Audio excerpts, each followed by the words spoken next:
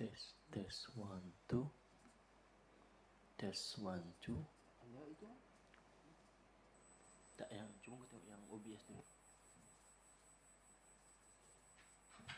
Test 1 2. Tak ada OBS. Oh, kau selukan Test 1 2. Test.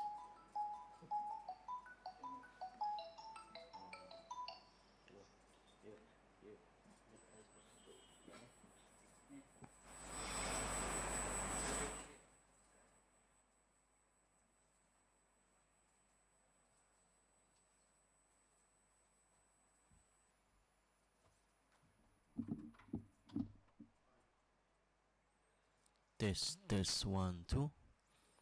Test 1 2 3. Test 1 2 3. Test 1 2. Test. Hello. Ya, Jamil. Ya, aku baru try mic mic speaker. Tadi yang kau baru dengar tu mic conference. Sekejap ni baru nak test.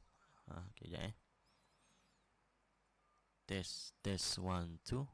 Test 1 2 3 4 5. Cubaan suara 1 2 3. Test 1 2. Test 1 2 3. Okey tak Osman? Okey tak suara dekat YouTube? Test 1 2 3 4. Test 1 2. Test 1. Test 1 2 3.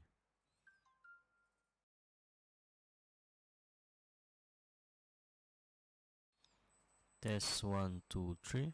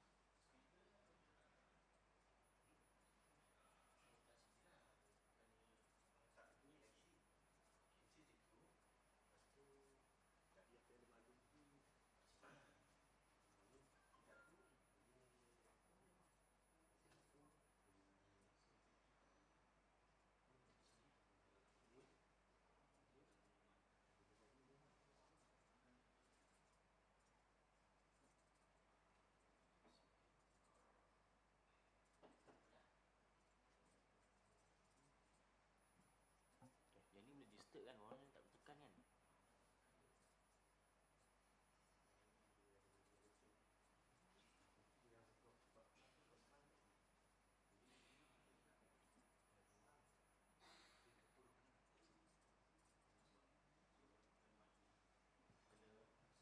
Bismillahirrahmanirrahim. Tak boleh lah. Yang ini boleh kali macam 4. Kalau macam dia dah discuss apa, 4 orang nak cakap kan.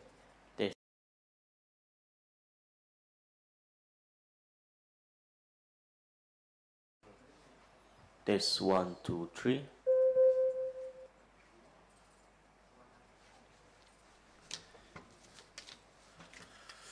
MC duduk mana Bang San? Test 1 2 3. Takkan duduk sini tak? Nanti kalau diorang datang nak bucak, Diorang akan berdiri sini ke? ke diorang duduk sini? Cubaan suara 1 2 3. Test 1 2. Test 1 2 3. Sebenarnya MC seorang tu yang cakap sini. Tak Tidak pasti.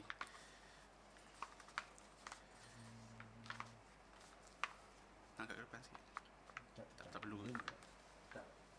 Saya tak tahu sama ada dia akan bucak kat sini ke ataupun dia Moderator di situ kot rasanya. Moderator dia akan duduk di situ rasanya. satu dua.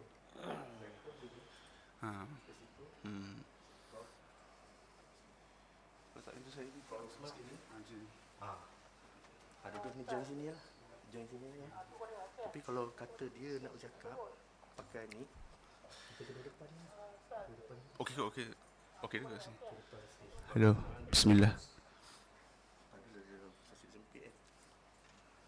Okey ke? Boleh ke? Ke depan sikit tak? Depan sikit.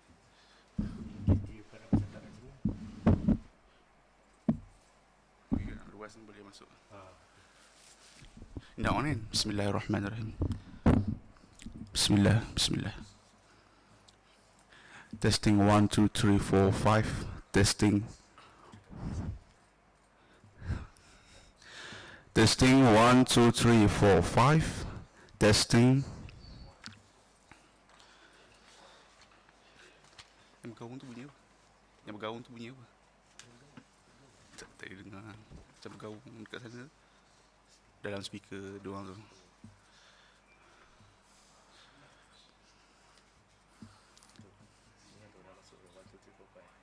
Internet tu direct tu kan. Streaming. Dah rakam. Aku ni testing. Zami tengah test suara kat sana. Oh, dia orang buka bilik belakang. Oh, bilik ujung.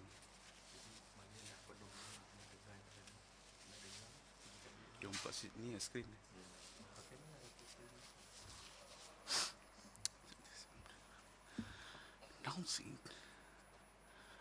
Announcing the arrival of distinguished guests.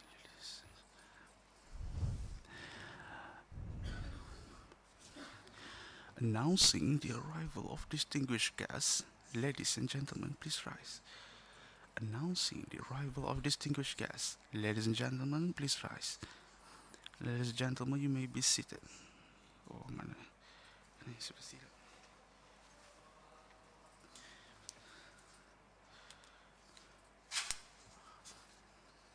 Oh, ada.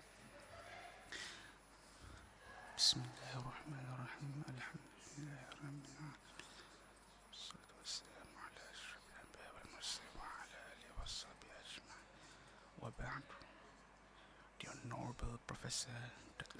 Zaliha Qamardin, Rector of the International Islamic University of Malaysia, Her Excellency Dr. Marwa Kabush, Ambassador of the Republic of Turkey, Professor Dr. John Luis Esposito, Distinguished Professor from Sultan Omar Al Saifuddin Center for Islamic Studies, University Brunei Darussalam, Professor Dr. Abdul Aziz Barghouth, Director of IIUM Internationalization and Global Network, as well as the Sheikh of the International Institute of Islamic.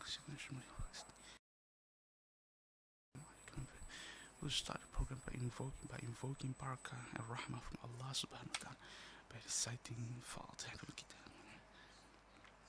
Professor Dr. Sri, Her Excellency Tan Sri, Dato, Datin, Professors, Tan Sri, Datos, Datin, Professors, ladies and gentlemen, I would like to welcome all of you to the seminar on Islam, Democracy in the New Malaysia, which is organized by the International Institute of Islamic Civilization in the Malay World, STAC. For information, I'm Nabil Nadri, your MC today, and I would like to thank you in advance for being with the program till this end. Selamat datang, ahlan wa sahlan wa marhaban bikum. How's Yildins? Ladies and gentlemen, ladies and gentlemen, as we are well informed that Malaysia has received its new elected government since last. Several questions have arisen regarding the future. It will, for instance, the question of the position of Islam, the position of democracy within the national system, in a thorough holistic discourse and discussion in getting the answer. This answer will be the best platform for such objective, solving such enigma with a healthy academic environment. The which will be spoken by Prof. John Luis Esposito this morning will be Islam and democracy, against challenges in the new era of Malaysia. I will pass the program to be led by our moderator, Professor Dr. Abdul Aziz Barghouth, Deputy Director of IIUM, Internationalization Global Network. So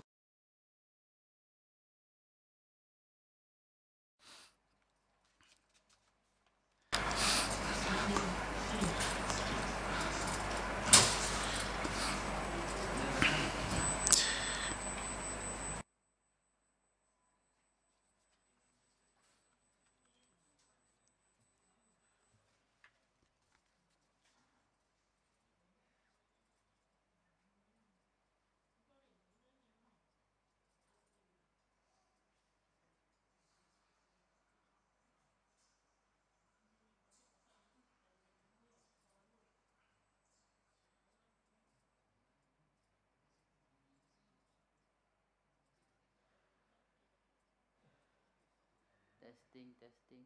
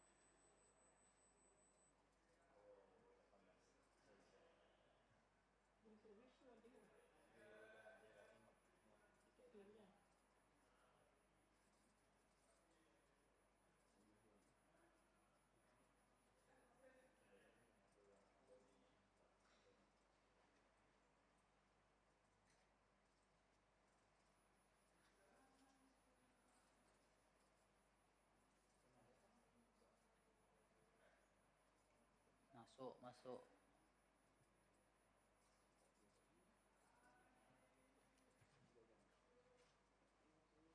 Assalamualaikum tu.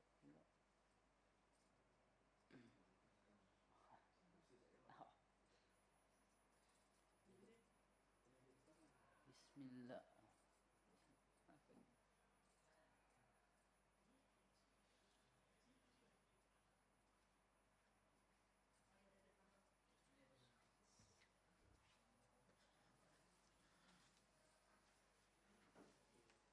Test, test, 1 2 1 2.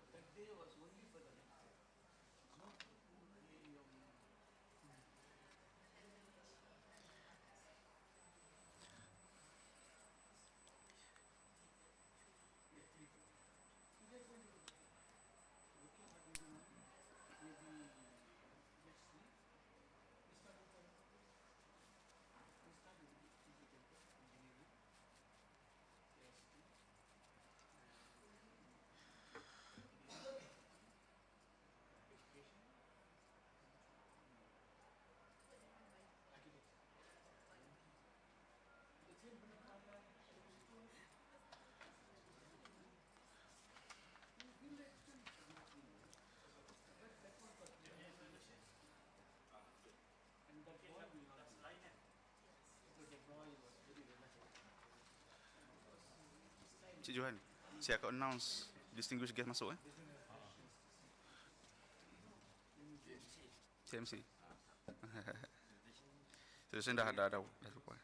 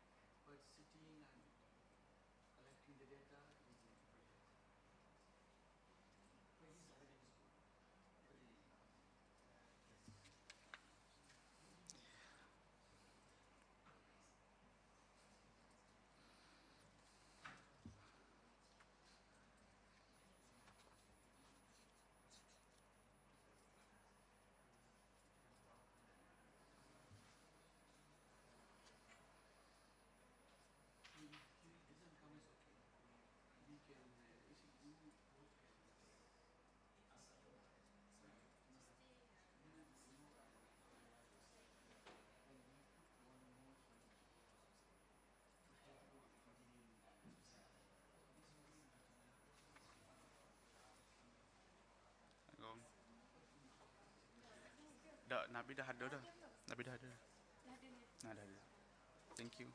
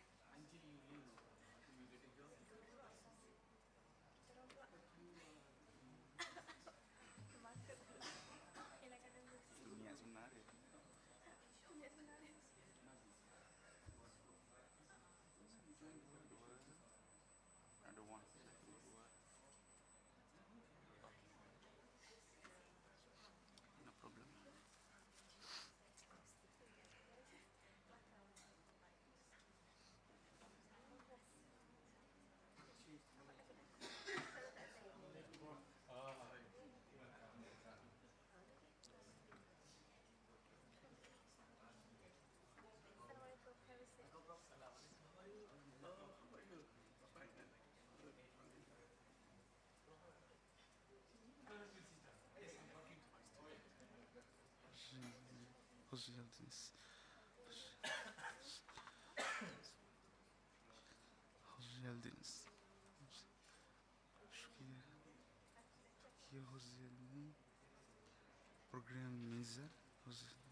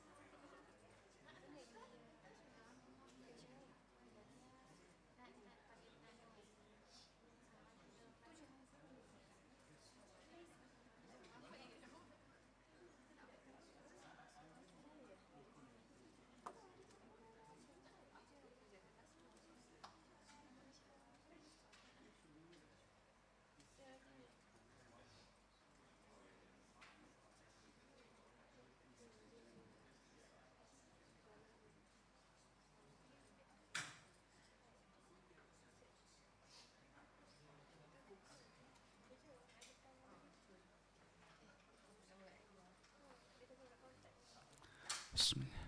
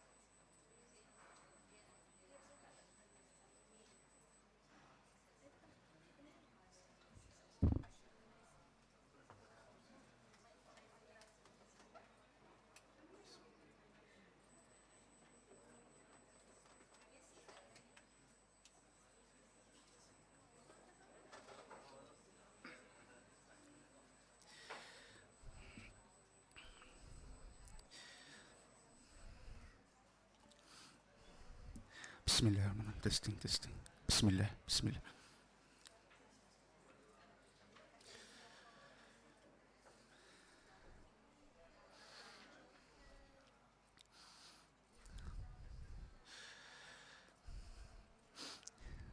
Bismillahirrahmanirrahim. Testing. Bismillahirrahmanirrahim. Inshallah, ladies and gentlemen, we are going to start our program within 5 to 10 minutes. So right now we are expecting our distinguished guests to enter the hall, inshallah.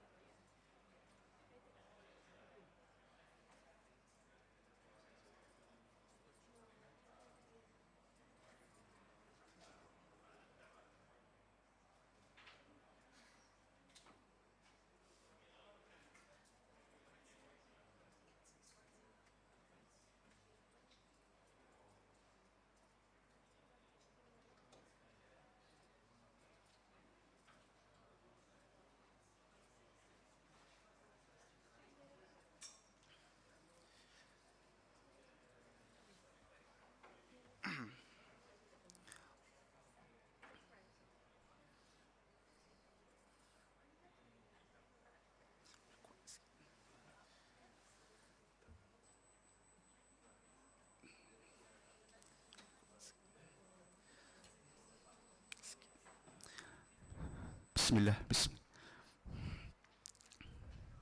Boleh. Kuat sikit.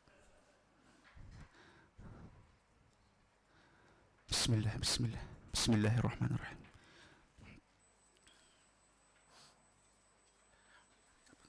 Bismillahirrahmanirrahim.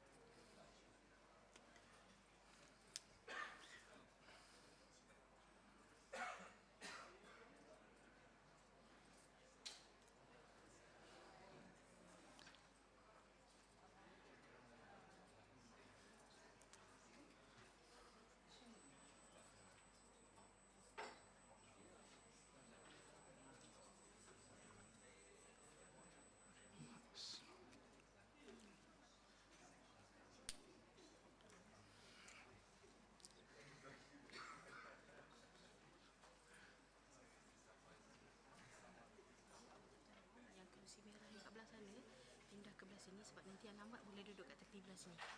Sebab tak payah dia orang kacau audience ke apa-apa. Okay, okay, Yeah? okay. Okay, thank you.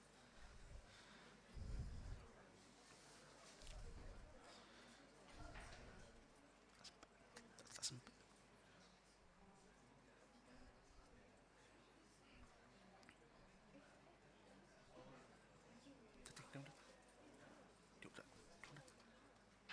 Dia datang dah.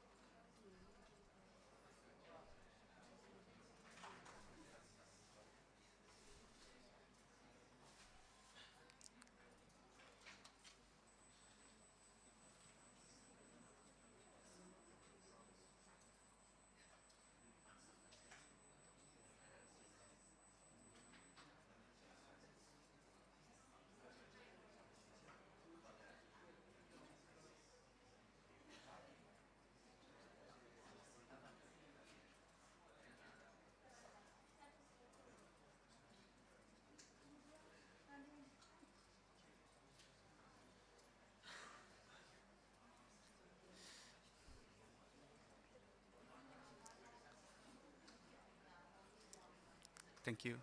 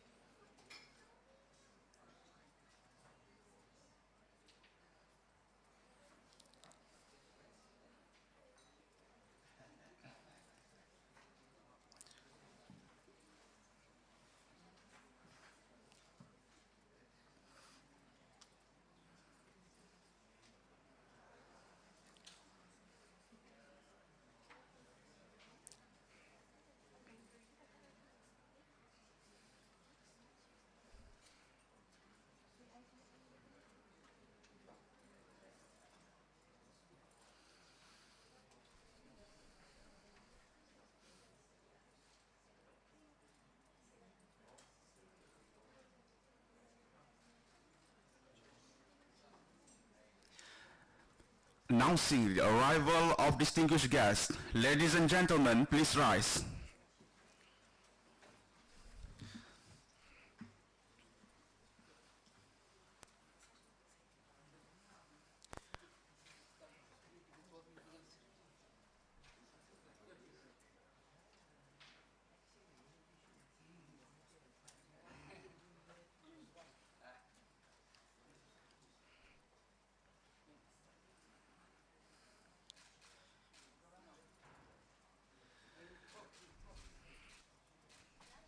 Ladies and gentlemen, you may be seated now.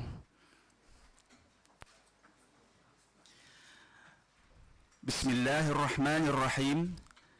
Alhamdulillahi Rabbil Alamin. Wassalatu wassalamu ala ashrafil anbiya'i wal mursalin. Wa ala alihi wa sahbihi ajma'in. Wa ba'd.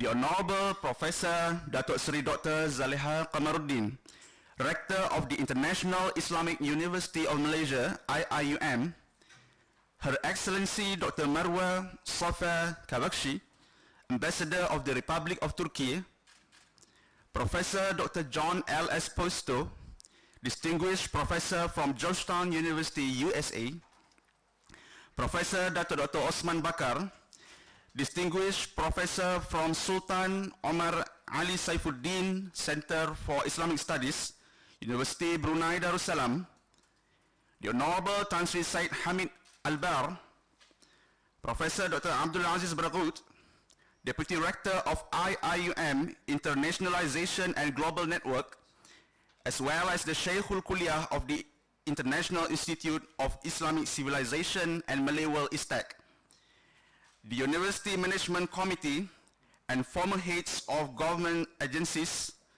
distinguished guests and scholars, representatives of financial, youth, higher educational institutes, agencies and foreign embassies, deans, directors, distinguished guests, audience, members of the media, staff and students, ladies and gentlemen, Assalamu alaikum wa rahmatullahi ta'ala wa barakatuh, and a very good morning. Now we will start the program by invoking barakah and rahmah from Allah subhanahu wa ta'ala by reciting Fatihatul Kitab. Bismillahirrahmanirrahim. Alhamdulillahi rabbil alamin. Ar-Rahmanir-Rahim. Maliki yawmiddin. Iyyaka na'budu wa iyyaka nasta'in. Ihdinas siratal mustaqim. Siratal ladzina an'amta 'alaihim ghairil maghdubi 'alaihim waladdallin. Amin amin ya rabbal alamin. Alhamdulillah. Professor Datuk Sri, Her Excellency Tan Sris, Datuk-Datuk, Datin-Datin, professors, ladies and gentlemen, I would like to welcome all of you to the International Seminar on Islam, Democracy and the New Malaysia, which is organized by the International Institute of Islamic Civilization and Malay World STAC. For your information, I'm Nabil Nadri, will be your master of ceremony, and I would like to thank all of you in advance for being with the program till its end. Selamat datang, ahlan wa sahlan wa marhaban bikum. Ladies and gentlemen, as we are well informed that Malaysia has received its new elected government, several questions have arisen which are regarding the future it will embark on. For instance, the question of the position of Islam, the position of democracy within the national system. This need a thorough and holistic discourse and discussion in getting the answer. Thus, the seminar will be the best platform for such objective in solving the enigma within a healthy academic environment. The topic which will be spoken by Professor John Luis Esposito this morning will be Islam and Democracy, Prospects and Challenges in the New Era of Malaysia, inshallah. Ladies and gentlemen, enough said, I will not lengthen the opening remarks. Now I would like to call Professor Abdul Aziz Bragut, the Deputy Rector, IIUM Internationalization and Global Network, to give the opening remarks. Please, Professor.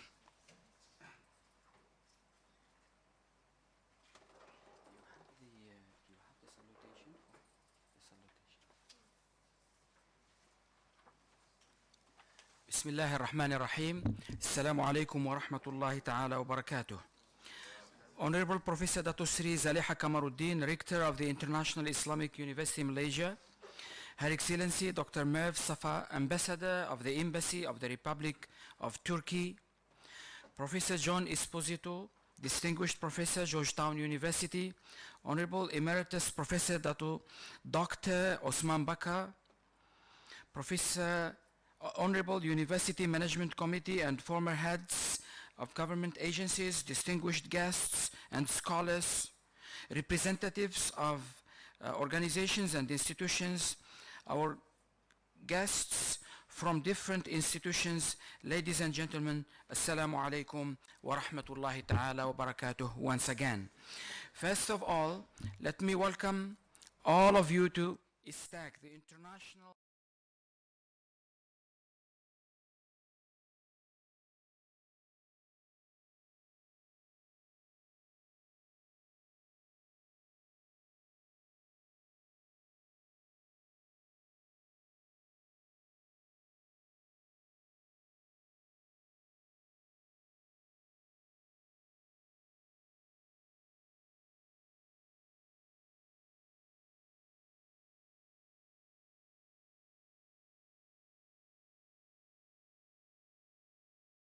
issues relevant to Malaysia, the Islamic world, and the world at large. And for the kind information of our guests, both professors have been appointed as members of STAC International Advisory Council. I also welcome the Honorable Rector of IIUM, Professor Dato Sri Zaliha Kamaruddin, for her support and presence with us today. We also acknowledge and highly appreciate the presence of His Excellency, former Minister of Foreign Affairs of Malaysia, Tan Sri Syed Hamid Al-Bar. I also welcome all the participants. A warm welcome is extended also to participants from IIUM and outside. This is a highly intellectual and very special program which called and invited scholars and researchers to debate on very important issues. Brothers and sisters, ladies and gentlemen, our program today is special in the sense that we invited scholars and prominent persons with vast experience to address very important topic of merit and interest to Malaysia and the Islamic world at large. It is our hope that this international intellectual program will create the momentum for a deeper discussion and exchange of ideas for the benefit of our leaders, intellectuals, scholars, researchers, and wider audience in our community. I pray that this program will bear fruits and generate ideas and recommendations. May Allah bless you all. Wassalamu alaikum wa rahmatullahi ta'ala wa barakatuh. Thank you, Professor, for your opening remarks. Ladies and gentlemen, now I would like to call upon our honorable and beloved Rector of IIUM, Professor Dato Sri Dr. Zaliha Kamaruddin, to give her speech.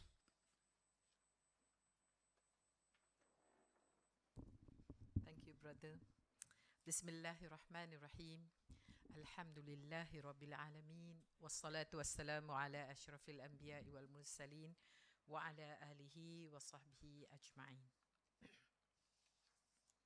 My speech will be a very short one because we are here to hear Prof. Esposito and Prof. Osman Bakar.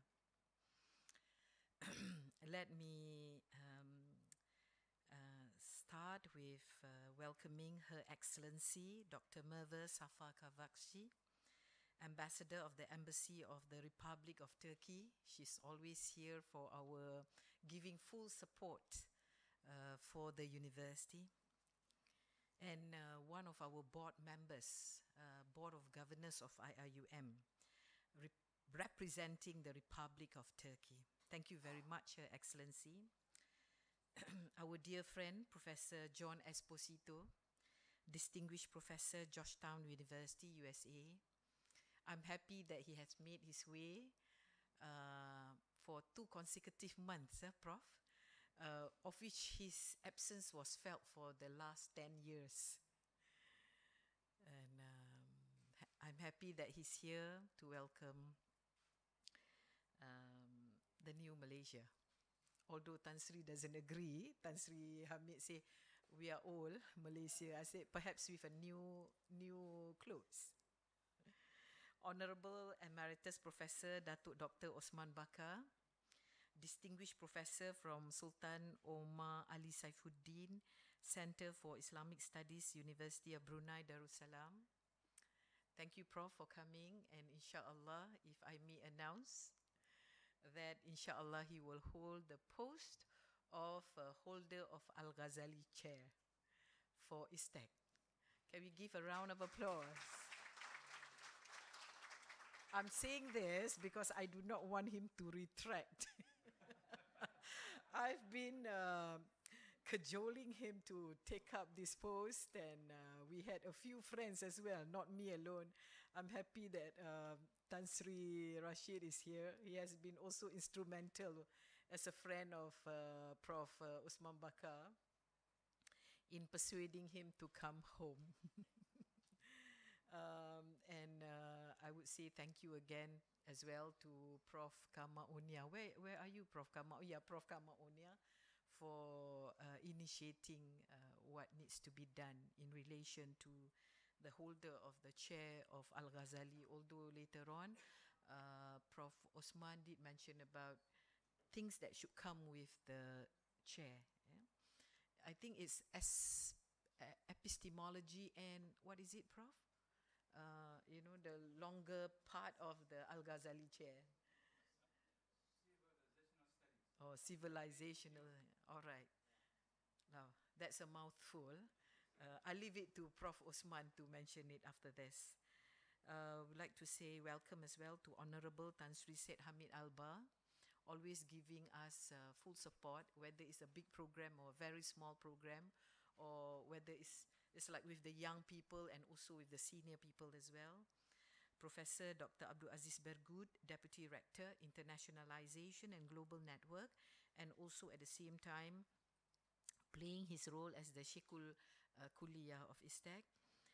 Honorable UMC members and former heads of government agencies, distinguished guests and scholars, reps of financial, youth, higher education institutes, agencies and foreign embassies, audience, members of the media, staff and students, ladies and gentlemen, Assalamu alaikum wa rahmatullahi wa barakatuh, and a very good morning to everybody. As I say that this is a very short speech, just to welcome everybody to this roundtable discussion. We wanted to have a bigger one, taking advantage the fact that Prof. Esposito came all the way from Georgetown University upon invitation by University Sultan Azlan Shah in Ipoh. So basically, we discussed with University Sultan Azlan Shah whether it's possible to bring him to STAC, of which they have agreed, and I would like to put on record our thanks to University Sultan Azlan Shah. At the same time, we would like to welcome home our Professor Dato Dr. Osman Bakar back to Malaysia and to IUM, although he ensured me that he would be coming home in mid-September, yeah, Prof? Mid-September, and we are, inshallah, would be able to receive him and his scholarly works as well. This international roundtable is organized by STAC, which has been rebranded late last year. And we hope that with this rebranding and new acting dean, Dr. Hafiz, who was the director of Malay, World and Ottoman Studies. We went to Turkey, had audience with the Excellency President of Turkey, Mr. Tayyip Erdogan, and we spoke about collaborating. And we are happy that with Her Excellency, Dr. Merva here, we can do a lot under this department. And we could push a lot of agendas as well. We are really in need of a big country like Turkey to push Malaysia, a small country, but with a very big heart. So we are here, Dr. Merva, to work together, to collaborate, to build new bridge on things in relation, especially in the area of teaching and learning and research as well. STAC has been rebranded to enhance studies on the Islamic civilization through teaching and learning, research and exchange of ideas and knowledge at a time when the world seems to thrive upon oversimplification and ignorance of history and cultural heritage. Perhaps we should have more intellectual discourse, especially engaging young minds, our youth. And we would like to leverage on the extensive expertise on Islamic civilization in Malaysia and the world. STAC aspires to facilitate capacity building in the Muslim world through shared values of Islamic civilization and the diversity of the Ummah and other civilizations. Alhamdulillah, we have brought into our fold more than 115 countries. So at least our students, for a minimum of 4 years, we can polish them for preparation as leaders of their own country. So we hope with the shared values, interests and cultures of Islamic civilization will be conserved, promoted and evolved into the future where Malaysia has a massive advantage to promote academic scholarship, economic growth and unity among Muslim countries to drive positive changes in the Ummah. That's the reason why Prof. Aziz has been appointed to be the Sheikh Kuliah to look into a global network. So it's not just about Malaysia, but Malaysia and beyond. So we hope by doing this, we could enhance STAC's international visibility and global networking, especially on milestone events affecting the Muslim world such as democracy and the new Malaysia post-GE14. Number two, that would also enable STAC to play its role locally and internationally by providing expertise on niche areas such as democracy and the Muslim world and the relevance of the social sciences such as sociology, history and civilizational studies in analyzing phenomena in the Muslim world. We have one of the best libraries on Islamic civilization. If I'm not mistaken, we are top 10 in the world. So although it's a specialized library, not many students or researchers are there, we will try to promote so that more will be utilizing. Otherwise, it will end up as a white elephant. So at the same time, we want to gather inputs from world-renowned scholars as we have today on these topics to facilitate further discussion, intellectual endeavor, and public understanding. In today's seminar, ladies and gentlemen, we have the opportunity to listen and engage with truly world-class scholars as we hear first Professor John Esposito speak on Islam and democracy, prospects and challenges in the new era of Malaysia. So we try to connect Islam and democracy rather than Islam as religion, and see how in the new era of Malaysia the viability of Islam I'm not quite sure whether we have invited media here. I don't see any media faces, but it's a good discussion. That's the reason why it's only for invited guests. It may be sensitive for some, but I don't know to what extent Prof. Esposito will discuss this, whether he wants to go beyond sensitive matters, beyond controversies, or he wants to be quote-unquote safe.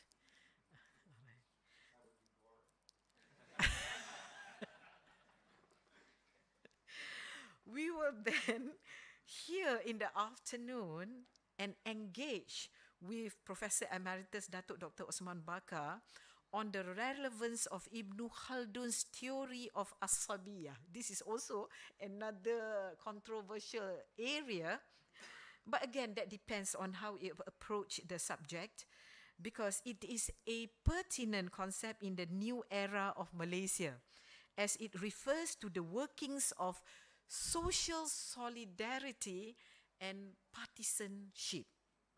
As such, it may refer to the description of new networks and complexity of solidarity and partisanship, which occurs under the guise of the emergent Malaysian polity. This I will leave to Prof. Osman Bakar to deliberate in the afternoon after Jumaat prayers. So I hope you'll be patient enough to wait until the end. So my prayer and hope that the seminar will not only stimulate an intellectual discourse on both topics, but more importantly, it is hoped that it will provide the way forward in building a better new Malaysia. And again, I say thank you for your presence today. You have set aside a very important time in your life to be together in this hall. Thank you very much. Assalamualaikum warahmatullahi wabarakatuh. Thank you, Professor Datuk Sri. Ladies and gentlemen, now I would like to call upon Professor Dr. Kamar Onia to introduce us with two very distinguished scholars who are with us this morning. فليتفضل مشكورا.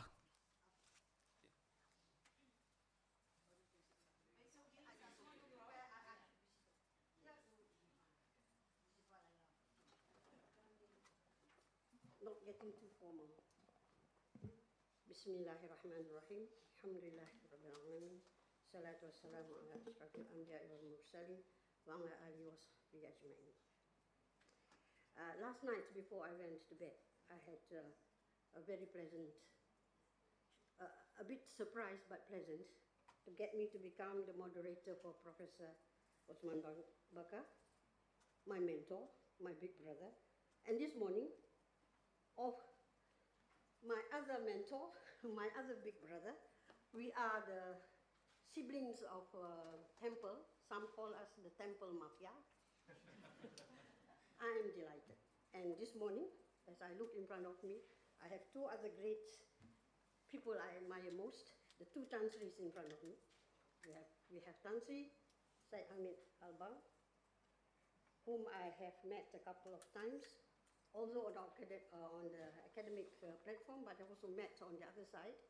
And of course, my dear friend and most respected Tan Sri Rashid Hussain. You do not know something about Tan Sri Rashid Hussain. His first degree is in philosophy. See? Do you know that? This is one of his best friends, he knows, of course. We met at the forum with Karen Armstrong. I was a panelist with Karen Armstrong in Barcelona, Parliament of World Religion, and we become friends.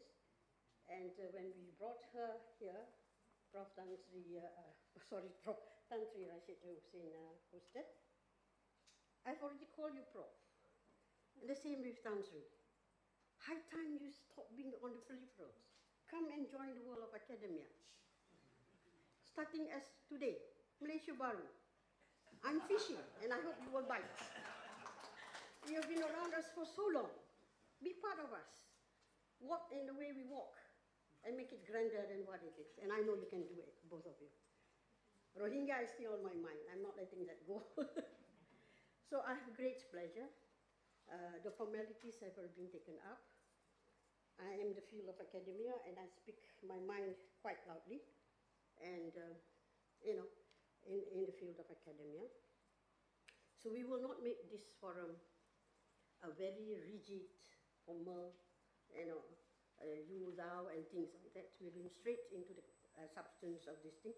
But let me first read the background of introducing you to people you already know. And if you do not know, you have no business being in this forum. Because these are our great thinkers. These are the minds that built part of the world. They are not written, their names are not written in gold. But these are the people there that made part of this world what it is today and will go on making this world to be, on the way towards a better world as we envision. Without people like this, we would be in a worse position. Professor John Esposito, as I know him, was the favorite student of Almarhum Al-Shahid Ismail Faruqi. But I was not there when he was leading. Certainly his favorite. We will hear the name of brother, our beloved professor, again and again mentioned by Faruqi. And if you know want to know the personal side of Faruqi, ask him, how did Faruqi Al-Faruqi Al-Shahid take his breakfast, for example, the pancakes that you will have. Now, why I'm saying this is that in those days, relationship between supervisors, professors, and students were very deep. It goes beyond what happens in class. It's beyond then correcting the sentence structure of your presentations. They are part of you and we are part of them. So everywhere, whenever we meet, I meet, and the Temple alumni meet each other, Professor John is with us in one way or another. So Professor John Esposito is a university professor, professor of religion and international affairs and of Islamic studies at Georgetown University, and the founding director of the Awalid Center for the Muslim-Christian Understanding and the Bridge Initiative, protecting pluralism. Ending Islamophobia in the West School of Foreign Service. Previously, he was Loyola Professor of Middle East Studies, College of the Holy Cross. You have to bear me with my reading. I am actually focal blind on my left eye, and I cannot even use glasses, so my reading is much worse than my speaking. I hope my speaking is better. He was a past president of the American Academy of Religion and Middle East Studies, Association of North America. Esposito has been a member of the World Economic Forum's Council of 100 Leaders and the EC European Network of Experts on De-Radicalization, a senior scientist for the Gallup Center for Muslim Studies, an ambassador for the UN Alliance of Civilizations. He has served as a consultant to the US Department of State and other agencies, European and Asian governments, corporations, universities, and media worldwide. As Prof. John Esposito has written more than 55 books, and I don't think I can read the 55 books. These are great books, with very renowned publishers. And he is the editor-in-chief of the Oxford Islamic Studies Online, editor of the Oxford Library of Islamic Studies, and he served as editor-in-chief of the Oxford Encyclopedia of the Islamic World, which has 6 volumes. The Oxford Encyclopedia of the Modern Islamic World, 4 volumes. The Oxford History of Islam, the Oxford Dictionary of Islam, and the Islamic World, Past and Present. Prof. John Esposito also have interviews and articles which appear in newspapers and magazines. In brief, none of us here can match him. And that is why we are listening to him. And he's not listening to us. And we have great pleasure in having such a great scholar, not just as a great scholar, a great thinker, and a person who's really involved, to take up our first part of the discussion. And before that, I just would like to ask to get in line into this word. The topic, International Seminar on Islam, Democracy, and the New Malaysia. Prof, I would like to ask you this question myself, to kickstart our discussion. What is democracy? What is democracy? Is there such a thing as democracy? US defined democracy in its own way. Turkey has its own definition. Malaysia has its own definition. Britain has its own definition. And New Malaysia's definition of democracy is different from the previous Malaysia definition of a democracy. Can there be real democracy when you have lobbyists, when you have all kinds of interested, groups involved in the participation and hijacking democracy? So is there such a thing as democracy? What is democracy? Is there a textbook democracy active in the world today? Thank you very much. Your floor is yours. Assalamu alaikum. Thank you very much to all of you for coming today. I usually stand up when I speak, but I think I'll sit down. No, I think I'll sit this time. This is my 4th day of standing up speaking all the time. So it's kind of a luxury to just sit down. If I find myself getting bored with myself, then I'll stand up. I was reflecting on during this trip that I came here for the first time 44 years ago.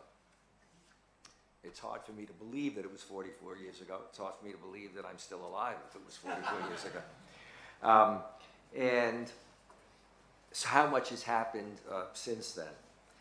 I have not come in a number of years to Malaysia because I would not come when Anwar Ibrahim was in prison.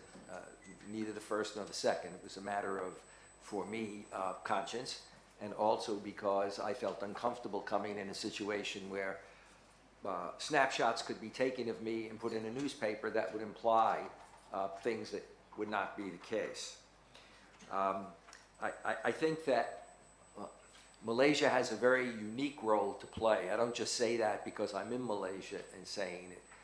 In fact, the other day in Ipoh, Nur Isa made a very interesting comment. That we were going back and forth in a conversation, that is within the room. And she said, you know, the equivalent of Malaysians need to get their country out there, get their story out there. I mean, the simple fact of it is that when I studied Islam, and when I finished my degree, and when I was going to go to, quote, the Muslim world, I mentioned it to one of my classmates. And the unique thing about Temple's program was not only Ismail al-Faruqi, but the fact that he had gotten scholarships every year, and so 90 to 95% of the people in the class were Muslim. So to one of my fellow classmates, I said I was going to the Muslim world, and I told him where I was going to go. And he said, how about Southeast Asia? It was like this deadening silence. He also happened to be from Malaysia himself. And the fact is there was no coverage of that. And the reality of it is the coverage, that it was not just a question that Southeast Asia was out there, it was also a question that the main people who covered Southeast Asia were social scientists, and political science and sociology did not take religion seriously. Religion was part of the past. It was seen in the present as an obstacle to change, and therefore people just didn't write about it. There were very few. Fred van der Meyden was the most prolific person on it. I remember being in a public program in Indonesia with a prominent expert on Indonesia, and we were dealing with some aspect of Islam. It might have been Islam and democracy in the future, but we had a packed audience, and fortunately, I had a translator with me so that I could understand exactly what he was saying. What he basically said is, in effect, gee, I don't get these kinds of audiences, Esposito does, and here I am an expert, on Southeast Asia. Interestingly, a couple of years later, he began to write about Islam in Southeast Asia. In terms of the question of democracy and what democracy is, there are all kinds of definitions out there. And I'm not about to say that democracy is at all the best system. I think that, on the other hand, though, I do think that democracy or democratization, among all the other systems at least, looks a hell of a lot better than many of those, particularly in the world in which we now are living, in a very shocking way. Freedom House, which monitors democracy in the world and comes out with a report regularly, noted that in the late 1990s, there was an upswing in terms of greater democratization, and everybody thought that would continue. You know, I think one of the naive things that we all suffer from is that too often we think that there's a process in which every day in every way things will get better and better, and that in terms of political and social development, you know, we move out of a period of monarchies and feudal systems, and we're into an area of democratization. And so for many of us who then were educated in the 50s, 60s, and 70s, the idea was certainly there would be a building on this. You know, it wasn't as if you expected those countries that had elected rulers to backtrack. You know, and remember, you know, the profile of the Muslim world was very often, in terms of rulers, they were kings, military, and ex-military. And they went out of power in general, either through a coup, or they went out feet first when they died. You didn't have, you know, people stepping down. One can think more recently the examples of Gaddafi, Mubarak, etc. You can continue that. The ruler of China, I think, is now setting himself up for that kind of, you know, period of time. So Freedom House pointed out, though, that on the other hand, there's been a real pushback when it comes to democratization. It reported in its 2017 that 71 countries suffered net declines. And then it noted that in the last 12 years, there have been 113 countries that have suffered net declines. And then it went on to speak specifically about America, which is extraordinarily rare. I haven't followed all of their reports, but I would bet you if you went back, you would have never seen America mentioned. And basically said there's a net decline in America. It noted both the current president of America, and of course, parenthetically, in the context of his approach with regard to democratization, and more specifically for our conversation, the fact that he is somebody with a track record who has said that Islam hates us, not just extremists, and when questioned on it, has not backed off. He's somebody who talked about a Muslim ban when he was running, and he's implemented one. Okay. He's also someone, and this Freedom House noted, he is someone who praised the ruler of China for becoming a ruler for life, but publicly. So that, when you've got the head of a democracy saying that, what does that say? And also the president of the Philippines. Would that the three of them in the future have a chance to spend time together for an indefinite period of time, but not in their own countries, and I think their countries would prosper much better. I don't think that's a controversial statement. I think that it's within that context that we need to think about today. Now, I want to contextualize what I'm saying with a number of initial comments. What is happening in Malaysia and Indonesia today needs to be seen, though, in the context of the last 40 or 50 years and the way people approach things. When I got into the field, the idea was that modernization and development meant westernization. And so we traveled throughout Muslim countries. My wife was a consultant in Lebanon, etc. And when you talked about, you know, countries becoming more modern, people were talking about the political, economic, and educational systems. But not only that, but even the buildings. You know, you would go to Pakistan, and, or the cities. We talk about, you know, Old Delhi and New Delhi, etc. But you would go to Pakistan. I remember a new building that they built in Islamabad, and I was suffocating. It was so hot. And of course, what they did is they had modern architecture and windows that couldn't be opened, counting on the fact that the air conditioning system would work. In those days, the electricity didn't work very well. Or when my wife was a consultant, both teaching in Lebanon and a consultant, they built a new campus for the International College. And I remember commenting at the dedication that it struck me that a lot of the furniture was all Western. And if you'll pardon me, this is probably not that great, but that if you went to the men's room, the urinals were all made in America. You know, I mean, what does that really mean, you know, in terms of getting anything fixed? And why? Do we make better urinals than America? I mean, you know, one thing to talk about our education system. I'd never gone down that road. If she weren't here and I told her after I had said that, she'd be horrified. But I always do this when she is with me, so it'll get worse in a couple of minutes. So that was the notion, that that's what modernization and development really was about. And so, therefore, for those who even were like scholars of religion, it was passé.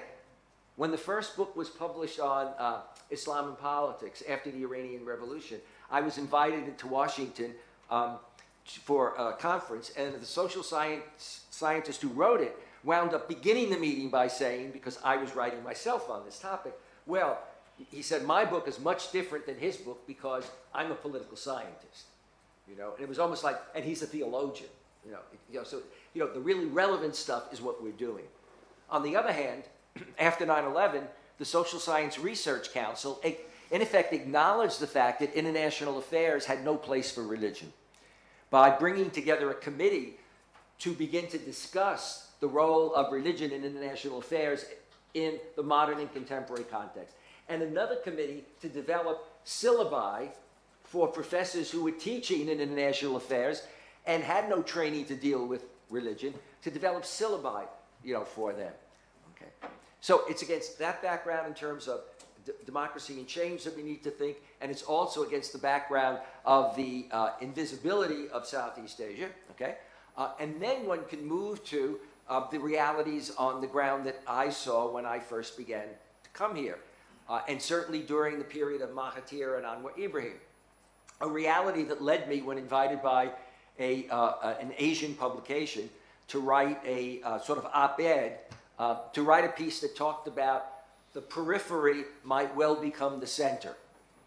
Because of the way we looked at the Muslim world, the center was always the Arab world and the Middle East, but the idea was the kind of change that one could see occurring in a place like Malaysia and potentially in Indonesia, but only potentially at that time, you know, could mean this kind of development. Not only what you saw politically happening, but the fact that you did see the educational levels of so many in the population, you know, who now were educated to be able to do other things. And one of the things that I found remarkable was to come here and discover that all of those people who uniquely under somebody like Faruqi were getting degrees on in religion, we're all coming back here and working for the government and in a variety of other positions. You know, many of them were not, you know, going into, you know, professorships. But that said something about the way things could be developed. That is, that one could hope to see a process of democratization which also could deal with the issue of the question of, well, where's religion in this? In terms of the definition of democracy, I tend to talk about democratization because I do use the word democracy because it's an easy phrase, but you always expect that somebody's going to say, well, what you're talking about when you mean democracy is everybody's got to become like America and Europe. No, I mean that the aspects of that process of democratization, like good governance, like a people's right to choose their future politically and their leaders, like freedom of speech, like having a government that is not corrupt. If that were a measure for the existence of governments, Egypt would have been shut down before this, and a lot of other countries. That is, it's not on people's radar. And those kinds of values, equality of citizenship, regardless of one's ethnic or religious background. All of those things that I think, when given an opportunity, people would like. And it's not just that I say I think, because you could say, well, that's your personal opinion, you know. But the fact is, if we look at major polling in the last 10 years, certainly, of Gallup and of Pew, that's one of the realities. One of the great things about polling, there can be problems with it, but one of the great things is that it's, in the last 10 years, is that we finally have a way of finding out what people really want. When Gallup did its world poll for a number of years, we then did this book called Who Speaks for Islam? What a Billion Muslims Really Think. And that was a time when we basically said, you know, the idea was, let's let the people's voices be heard and let the data lead the discourse rather than the discourse dealing with the data. Because the case before was that you would ask an expert, whether it was me or Bernard Lewis or whomever, all of whom had PhDs, all of whom were publishing, you know, what do they want? Which is an incredible kind of situation, you know. I mean, the most you can do is talk about your own experiences and then you're generalizing from it.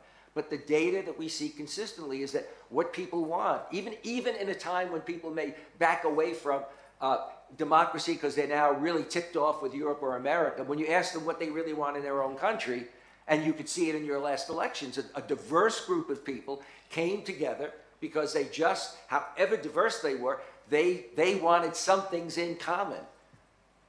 You know, one of the great fears in the last year or two was always, oh my God, you know, if the government's changed, okay, and it's changed because people are going to go into the streets or whatever, they're all going to want to see bin Laden, or they're going to be supporters of ISIS. But the fact is, if you look at Egypt, if you look at Tunisia, you know, if you look at Syria, I mean, or Bahrain, what people were really talking about are their political, social rights, their civil liberties, you know, their freedom to think and wanting to see a society where there was social justice and equity, values that stand out when one looks at the Quran. So I think that that's, to me, you know, what we need to be thinking about and the context in which we want to be thinking. Now, what can we say about Malaysia? What can we say about the situation in Southeast Asia?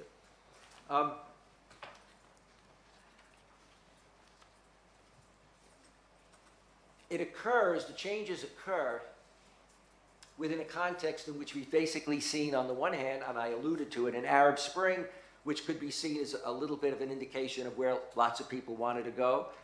Then the suppression of that with the actual great support of Saudi Arabia and the UAE. By great, I don't mean that in a positive sense. I mean, money-wise, great amount of money for a year before, supporting the overthrow of a government.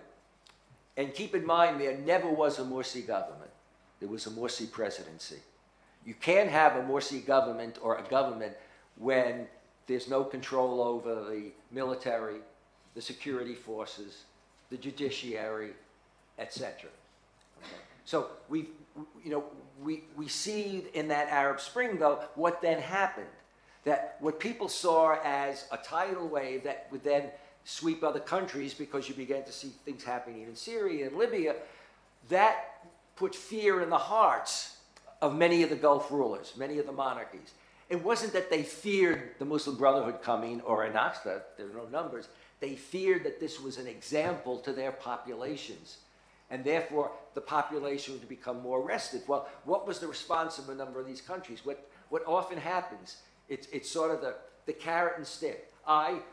You improve a lot of the goodies that you give to the broader society, which could have to do with education, helps with buying homes, social welfare, but you also have the stick. At the same time, the governments become even more authoritarian.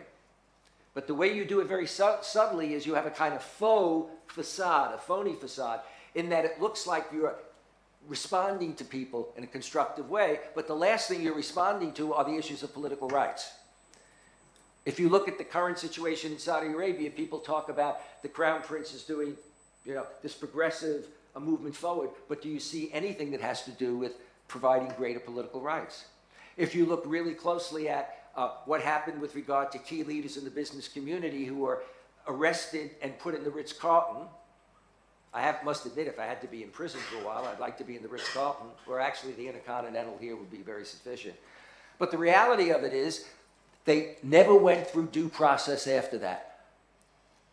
They were clearly accused of the worst kinds of examples of corruption, but there was never any attempt to have due process. And in fact, to get out, many of them, in fact, all of them had to give, the reports are a minimum of $1 billion, okay? Now, the same thing with regard to the religious establishment. There's a move to, limit, let's say, some of the excesses of some of the religious establishment. But at the same time, reform-minded people, religious leaders, were in prison, no media coverage. At the same time that there was media coverage that women are going to be able to drive cars, women's rights leaders were quietly arrested and almost no media coverage of that. So it's that kind of dynamic that we're dealing with today. And Malaysia becomes an example of, whoa, it looks like the periphery may become the center, and then suddenly one winds up with a string of years in which one sees real issues about the extent to which there's democratization. When you have media that's controlled, when you have high levels of control of the political system, when you have levels of corruption, and a level of corruption that's not simply said by the opposition within a country, but by the international community, where you have outside countries and organizations that were themselves investigating and talking about this. So, what does this mean when one sits back and says, what could or what might happen? I am not a specialist on Malaysia and Indonesia. I have written, and with my colleague John Vo, we've done a couple of books on Islam in Asia, and also with Osman. We did a book on makers of contemporary Islam, and we had a chapter on Anwar Ibrahim. But the reality of it is, in my later work, Malaysia wasn't one of the countries that we were citing. We just did a book on Islam and democracy after the Arab Spring, and it was Indonesia that we covered, but at that time, we weren't going to put Malaysia in that situation. There wasn't really, as it were, much that you could say in terms of what that future might look like. I should mention that the book we did on makers, I came here a few years ago, and in a public talk, someone got up in the audience and said, Professor, you did a book on makers of contemporary Islam, scholar, activist, etc. He said, I note you had a chapter on Anwar Ibrahim, but you didn't have one on Mahathir. Why? And I'm sitting there, and Mahathir's daughter is sitting right in front of me, looking right at me. These are the kind of nightmares that you have about, how will you handle an embarrassing situation? But the real nightmare is, it's going to be a question or a challenge that you never thought of and you're blindsided. I don't even remember how I answered it, but I got away with it. But in any case, just parenthetically, as I now look at the construction of the current government or the incoming government.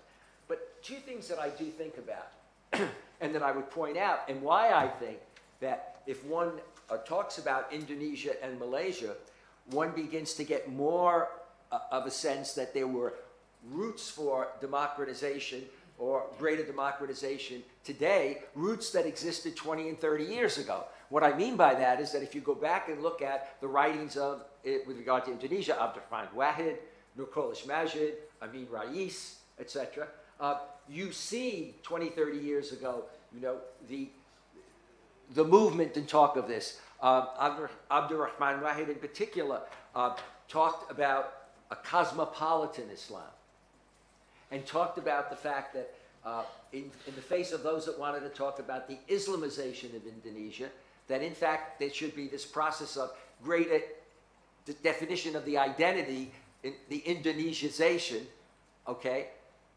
Meaning you define Indonesia in terms of both Islam in Indonesia, but also in terms of the context of Indonesia, which is a multi-ethnic, multi-religious society. And so he espoused this cosmopolitan Islam as a response to the demands of modern life and reflecting the diverse religious and ethnic histories and communities, and also in response to the growth of a kind of hardline fundamentalism and extremism that was a potential and became even more than a potential kind of challenge.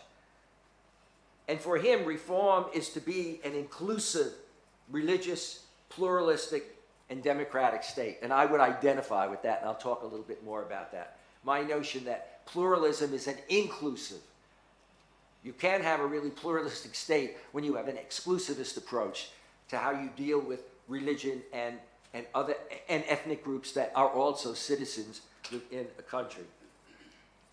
He believed that there were two, that in this critical crossroad, he saw two choices or paths confronting Muslims today: to pursue a more traditional, static, legalistic, formalistic Islam, or to reclaim, note the word is reclaim, not simply replace, reclaim and refashion a more dynamic, cosmopolitan, pluralistic worldview. Now, when we get to Anwar, the interesting about Anwar Ibrahim is that although I've known him for many years and written on him, I had kind of blocked out or forgotten what I had actually written because of the later things that happened.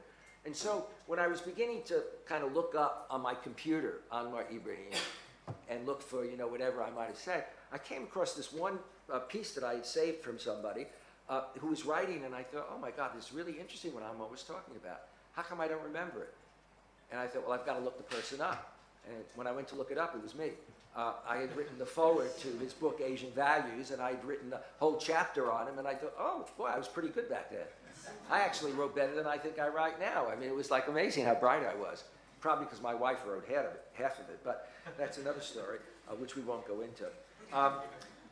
So when I looked at what Anwar was doing, I thought, my God, in the 1990s, when he was talking about the nature of change and political and social change, he was talking about reformasi, and how when you looked at that paradigm of the way he saw reformasi or reform, so much of it is relevant in terms of where we are today.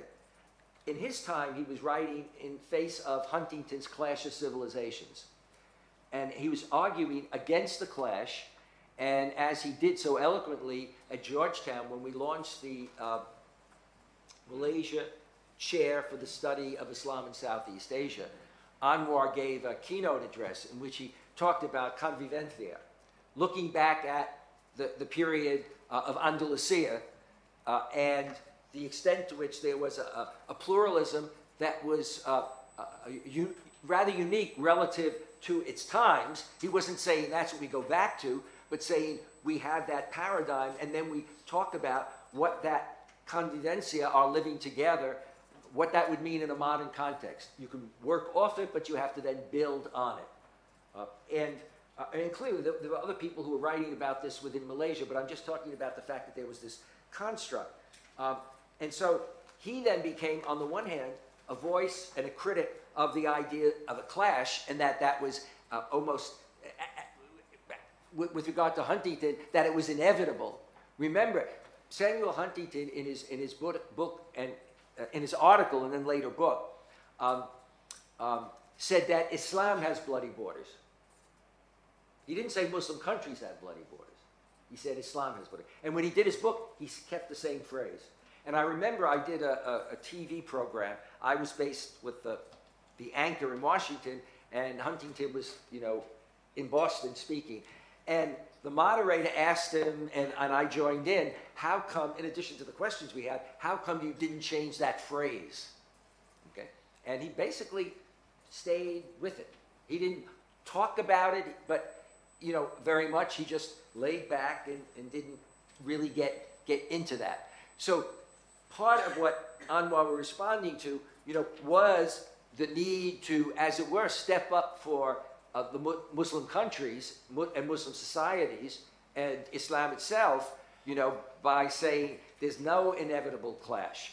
And as he very succinctly and in a straightforward said, because I really do believe that although Anwar could have a kind of attractive message and not get confrontative, he could actually say strong things with a smile and a laugh.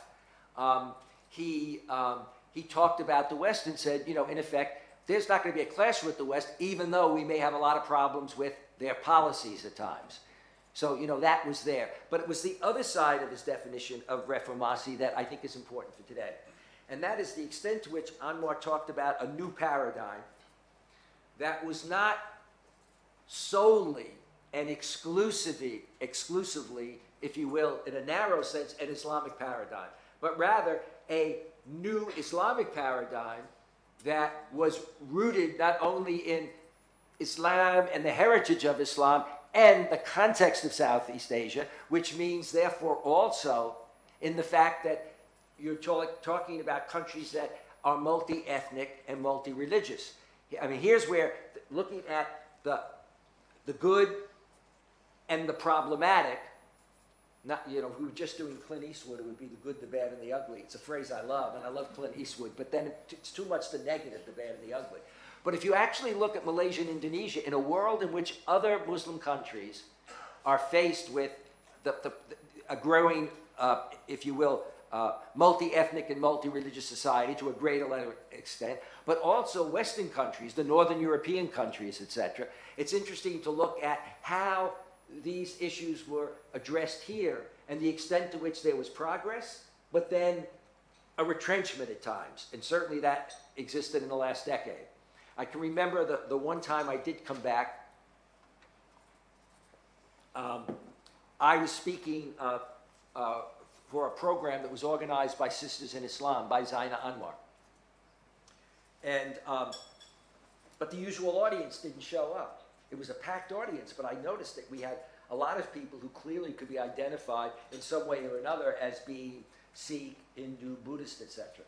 And that was at a time when there were the tensions here with regard to how other faiths viewed the use of the term Allah, etc. And so, for some reason, the audience decided, these others who normally wouldn't come, that since I was coming, I would probably address it. Okay, which meant that therefore, that which I had planned, I had to shelve and suddenly address what were also the hot button issues. But I remember thinking even then to myself, as I looked out at the audience, in how many countries in the last 40 years that I had gone to in the Muslim world where you wouldn't see that complexity. You know, it wasn't just a matter that if you were in many parts of Europe, we wouldn't see that complexity, certainly in Northern Europe, but how you didn't have that real depth of a sense of multi-ethnic and multi-religious in so many other countries, in the Gulf countries, etc., let alone a history in which that had been grappled with. Again, grappled with both constructively, and then at times you had both, if you will, a construction and a deconstruction, and then, you know, going back and forth. And now we see the opportunity to see, again, a greater period, you know, in terms of construction. And in a different way, that would be the case in Indonesia. But what's connected with that, and then I'll bring this to a close so that we can spend more time on discussion. What's connected with it, at the heart of it, is also the issue of pluralism. I did a book on Islamophobia with Ibrahim Kalin, a Turkish scholar who was to be my successor, but was called back to Turkey and is now a senior spokesperson for Erdogan. I wonder why he would have changed positions. I could see myself jumping at that kind of position, but I wonder why Ibrahim did that. In any case, the reality of it is I decided for the title we would call it the challenge of pluralism in the 21st century. You see, and come at this broader challenge that we have, which I believe was the broader challenge, and then within that challenge, that's what then feeds Islamophobia and also the broader anti-immigrant mentality and attitude that we have today. Where in countries where there aren't even a significant number of Muslims, they tend to be the most Islamophobic. Countries like Hungary, countries like Poland. You know, one of the great examples was in a conference that we had in Europe. We had the representative from Poland. My poor wife sits through this, and I always feel she should be able to go to sleep for a while because she's heard the next line in the example that I'm going to give. So just relax, hon. Woman gets up from Poland and says, there's good news and there's bad news. And she's being a little sarcastic here. The good news is that we don't have many Muslims. The bad news is we have rampant Islamophobia. The same thing was said by a scholar, an Australian scholar who worked on law. She was not an expert on Islam. She basically, the thrust of at another conference in Europe was to give a paper that said, if you actually look at the number of Muslims and the number of issues, it's infinitesimal. If you look at, as it were, polling, and you look at the kinds of things that are being called for that the government should do, you would think that we had this imminent and major threat. There's a book that's been written about America, and actually the second edition is coming out, and the question of how much is Islam a problem in America, how much are Muslims a problem, and it's called The Missing Martyrs. You know, it's like they're missing. We have the sense that there are going to be these martyrs all over, all these jihadists who are going to be in America and attacking, but the actual data shows something different. So pluralism becomes to me, the real issue, and redefining pluralism. I mean, we're all challenged to take some of the positive lessons of the past in whatever religion, but build on it. We have to be able to say, okay, where there are positive examples, that's good. So we can see like the seminal ideas. But when you then move from monarchies and feudal systems, you see, to a different sense of the organization of society, then we have to redefine what that pluralism means. To give you as an example, and I'll be very brief on it, and you can push back on it later, what the remarkable thing is from my point of view, as a scripture, as compared, let's say, to the Bible and also other scriptures, the Quran is the book when it comes to recognizing that there's revelation and prophets in other religious traditions. The Quran talks about the people of the book, Jews and Christians, and acknowledges, the role of the biblical prophets, and acknowledges the fact that revelation came there. And there are so many passages in the Quran which I believe even most Muslims don't take advantage of when they want to present their faith, let alone vis-a-vis the outsiders. You know, when God says, I could have created a single nation, but I didn't, and that, you are to vie with each other in terms of the good, whether or not you're good or bad. And on the day of judgment, in effect, God says, I'll take care of all of that. As opposed to some Muslims today who think that it's their job to, somehow God's appointing them. Whether they're the extremists or sometimes in context in which very well-meaning people wind up judging other people with regard to Muslim, you kind of always want to say, and this goes on in Christianity, I didn't realize God sent you a special revelation. You're the person who's designated in this world in preparation to make the judgment on these people, and what we'll see later on. And no compulsion in Islam. And that ability then to redefine that again in that new pluralism. But that kind of new definition of pluralism has to emphasize even more the notion of inclusiveness rather than exclusiveness. Ironically, both Islam and Christianity wind up, on the one hand, if you were talking today, seeing themselves as global religions, etc., but too often some of the followers, again, even against a Quranic background, wind up being religious exclusivists, feeling that everybody's going to go to hell. Even well-meaning people. I remember being introduced in South Africa at a conference that I keynoted, and it was on Islamic democracy, but maybe 20 years ago. And Farid Isaac, who some of you may know his work, but also if you know Farid's personality, you'll know what happened here. Fareed got up, and I didn't know him very well, and he gave this introduction, and it went on and on about me, and I thought, something's going to happen, you know, how wonderful I was, and, you know, he's going to drop, the shoe's going to drop. And what it was after talking about that, he looked, and then he looked at the audience and said, but Professor, given all of that, I don't like to tell you this, that given all of that, it doesn't matter, you're a kufa. And, you know, you're not going to be, in effect, saved. And half the audience was smiling and laughing, and the more conservative in the audience were annoyed, you know, because it wasn't that they didn't like me. They would have been people that might have said, he's a really nice person, but unless something happens, you know. And I was talking to a friend of mine. We were both in the monastery together. Some of you know my background, I was. But in our time, he was talking about visiting somebody in a hospital, and the person was dying, and they weren't Catholic. And of course, he wanted to make sure that that person got to heaven. And he said, so what I did is I sort of talked and licked my finger a little, because I needed a little water, as it were. And as I kind of said something nice, I put my hand on his forehead and made the sign of the cross. There's an interesting one, you know. I was going to say, is there a way that we could check on whether or not that actually worked? You know, but I mean, you've got the scripture that allows for this broadening of the term of pluralism within society, not just as a religious notion, but within civic society. The ability to be able to say that pluralism does not mean that you say that all religions are the same and that they all have the same degree of truth.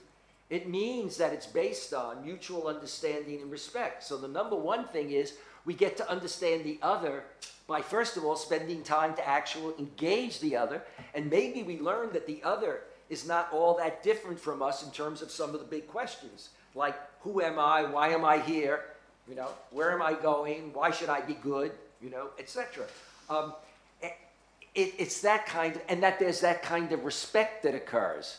So one can, again, still affirm that there are differences, but that we have a common base that then can be supportive of our civic virtues and of our civil society. You know, for those of us who are believers, there's a kind of double thing that can help us. When we want social justice and when we're committed to it, it's not just that it's a rational judgment.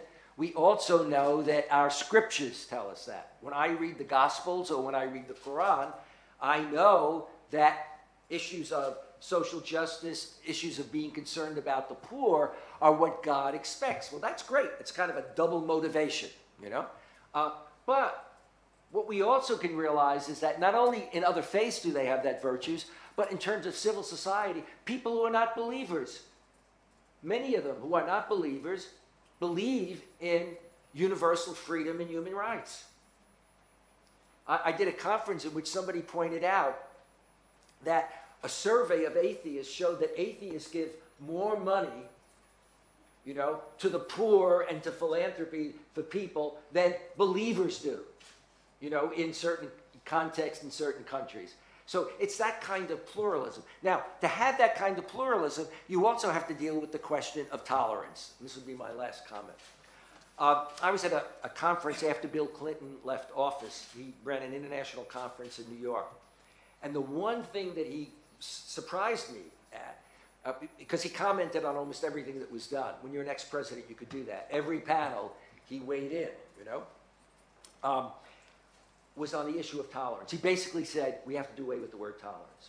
And his critique of it was that what tolerance meant in the past, which was just coexistence. So tolerance would mean, okay, you can live, okay, but it didn't mean that I wouldn't believe that there should be discrimination against you with regard to whether, you know, I wouldn't want to have to live with you, I wouldn't have to work with you, I wouldn't want to have you as a friend, I wouldn't want to have to, etc.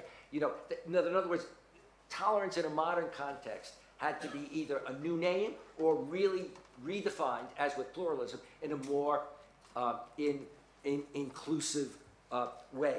And I think that that also is part of the challenge that we face. And you know why we want it, and why I think many Muslims are more open to it. It's not just that they go back to their scriptures. It's that they look at the fact that, unlike the past, in the last 50 years,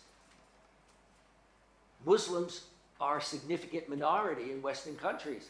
And you certainly want tolerance for your community in that country. You don't want to feel in Europe and America that people are saying, oh yeah, we have tolerance, you can coexist, but no, you can't live in these neighborhoods. No, you know, there's going to be discrimination when it comes to a job. It doesn't matter that you're trained as a medical doctor or whatever, you know. I was speaking at the EU a while ago, and I saw very vividly how this issue can backfire. There was a fellow from the UK who had been born in South Asia, moved to the UK, and eventually became a citizen and became the UK's representative to the EU, to the EU Commission. And he happened to be coming back from a trip, and the driver was a Muslim, and he got talking to him in Belgium about his two sons and what were they doing, and the driver admitted that both of his sons, the father had really worked on their going to good schools, but both had gone over to ISIS. And he said, how could that happen? Why is this kind of radicalization occurring? He said, well, ultimately, he said, I asked that of my son. And my son said, it's because of you, and pointed at his father, and said, you're the example. You speak 3 languages, you're a professor in Afghanistan, and the best job you can get is driving a taxi, and people here discriminate against you in terms of you're having a different kind of job, and against us. Yeah, we go to the good schools, but we know exactly how we're viewed. So we've got to then make that notion and redefine it. And interestingly enough, I discovered when I went back to my writing and looking at Anwar's stuff, that Anwar used the phrase, in quotes, a transcendent tolerance. A transcendent tolerance. In other words, we need to transcend the traditional notion, as it were, of tolerance, you know, and redefine it, a transcendent tolerance. And I would argue that a transcendent tolerance, the word transcendent there could be used in a religious sense. That is, that whether you're a Christian who reads the Gospels or you're a Muslim reading the Quran or you're reading both scriptures, what you realize is that tolerance, as really found in the example of certainly the Prophet Muhammad and also of Jesus, is a tolerance of others, of the other, and in fact an openness to the other. And often a criticism of, if you will, the establishment in one's own faith at times for not having that tolerance. So I'll bring that to a quick close so we can get to Q&A. And so there'll be no closing comment on my part. We'll just go to a Q&A. Feel free to ask anything you want, to disagree, because as Barry Goldwater said, a man who ran for president, deep in my heart, I know I'm right. How's that for being an open and objective academic? Okay. And I'll lean over to my wife and say, what does that kid think? It'll be somebody 45. What does that kid think with that opinion? They haven't lived long enough. Okay, please, do feel free to disagree with me. I don't have a problem with that. So thank you very much, Prof.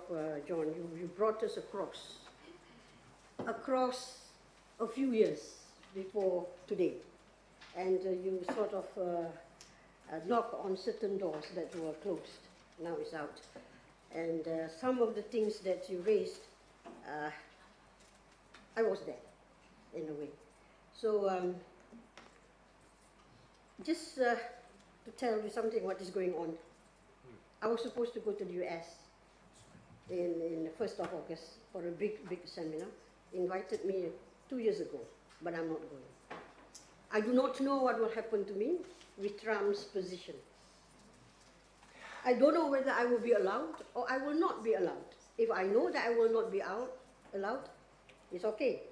But when I am allowed and then not allowed at the same time, it's very confusing. So this is one thing. There's a few things that I want to pick up, which resonates in my mind. The word tolerance you use. I raised this a few times. In the Parliament of World Religion in Barcelona, this is what I said. I said the word tolerance is a dirty word for us. Because when the colonial masters were here, they merely tolerated us. We were not part of the whole scene. We need a better word. So when you came to Gombak, IIUM campus, I sort of suggested, even almost pleaded with you. I said, Prof. John, we in Malaysia, we have a better word. We use the word muhibbah. And muhibbah is over and beyond tolerance. And once I tried to explain in the West, I said, this is affection, love. But I think the word affection and love is a bit too high, too big for these people. And then in New Zealand, I use the word, it's a brotherhood of humanity. Then the sisters didn't like me. They said, now you are being racist, sexist. So now I use the word the kinship of humanity. And I have put this in my book, Religion and Pluralistic Coexistence. Now, from my perspective, this word tolerance is accepting each other as brothers and sisters, which all religions say. Now, in the Islamic context, I look at this from the perspective of lakum dinukum waliyadin. So, now that you are talking about, we need a new word for tolerance, I more than support you. I certainly do not want just to be tolerated. That's right. That's right. And that's why one has to. I think that the danger today in Europe and America is, as we know, there's been, if you will, a resurgence of a kind of white nationalism, which basically sees these people see themselves as, in a sense, they represent the real America, and therefore they're very anti-immigrant in general, and anti-Muslim in particular. And the danger is that it actually is not just that these groups exist, they're proliferating. And if you go to the Southern Poverty Law Center's website, you'll see articles on how much they've multiplied in the last few years since the election in America, but also in light of what's happening in Europe. But I should say also, and I want to make this clear, when you look at polls among Muslims, and I've been involved with the Gallup poll, and recently this year we did a poll with ISPU, which is a Muslim think tank, Daniel Magaid's associated with it, and in general, the majority of Muslims want to be in America, and they see themselves as American. And from an empirical point of view, one can say that American Muslims are socially, educationally, and economically integrated. More and more politically, but that's been lagging. That as a religious community, Muslims are second to American Jews in terms of level of education. That Muslim women and men have the same education, the same job opportunities. That the positions of Muslims in significant areas in terms of medicine, etc., is really quite remarkable. But that those same Muslims, or many of them, would say that they see the situation and it's concerned that the situation is deteriorated in terms of either their treatment or others. And so this is why I think that when one actually talks about pluralism and tolerance, in a way, the good thing about that for me as a speaker is that if I'm talking to Western audiences, they can hear that and say, yeah, that's what those people in Muslim countries have to do, you see? And then you wind up saying, but then how about our notion of democratic liberalism? You know, if we've got democratic liberalism, then why is it we take the very principles and values that we believe make us that special country, okay, you know, and we deny them to so many others? And why is it in America, certainly in Northern Europe, the problem for many people in Northern Europe is growing up, everybody looked and belonged to the same religion. They were all white. They spoke the one language. And when you see it becoming a point where it's really getting very it's like, where's my identity going, okay? But the reality of it is that when you look at America, we're a country of immigrants. And yet people who are second or third generation can be bigots in terms of other immigrants. As I like to put it, they act like they came over on the Mayflower in the 1600s. You know, they've got, you know, an Italian last name, but somehow, you know, and I think that is very much a challenge that we have to deal with. I would point out that just recently I was in the UK for awards were given by a major NGO called Search for Common Ground. I'm on the board, based in America and Belgium, the organization. The 4 people that received awards could not show up or come. They were coming from outside the UK. All had been denied visas, or their visas, they delayed getting their visas. So this is, you know, very much, I think, you know, a concern that we have. But I would mention an example that I had the first time I came here. I came with a colleague, we were about the same, no, he's about 10 years older than I was. And when I came here, I probably was about in 70, let's see, been 74, so I would have been about 34 years old. Had a wedding band on, as did he. We went to a shop here of somebody who clearly was successful. And we suddenly noticed in the conversation that the fellow was talking to me a lot about his daughter and how his daughter was well educated. She had her own shop. She was really doing well.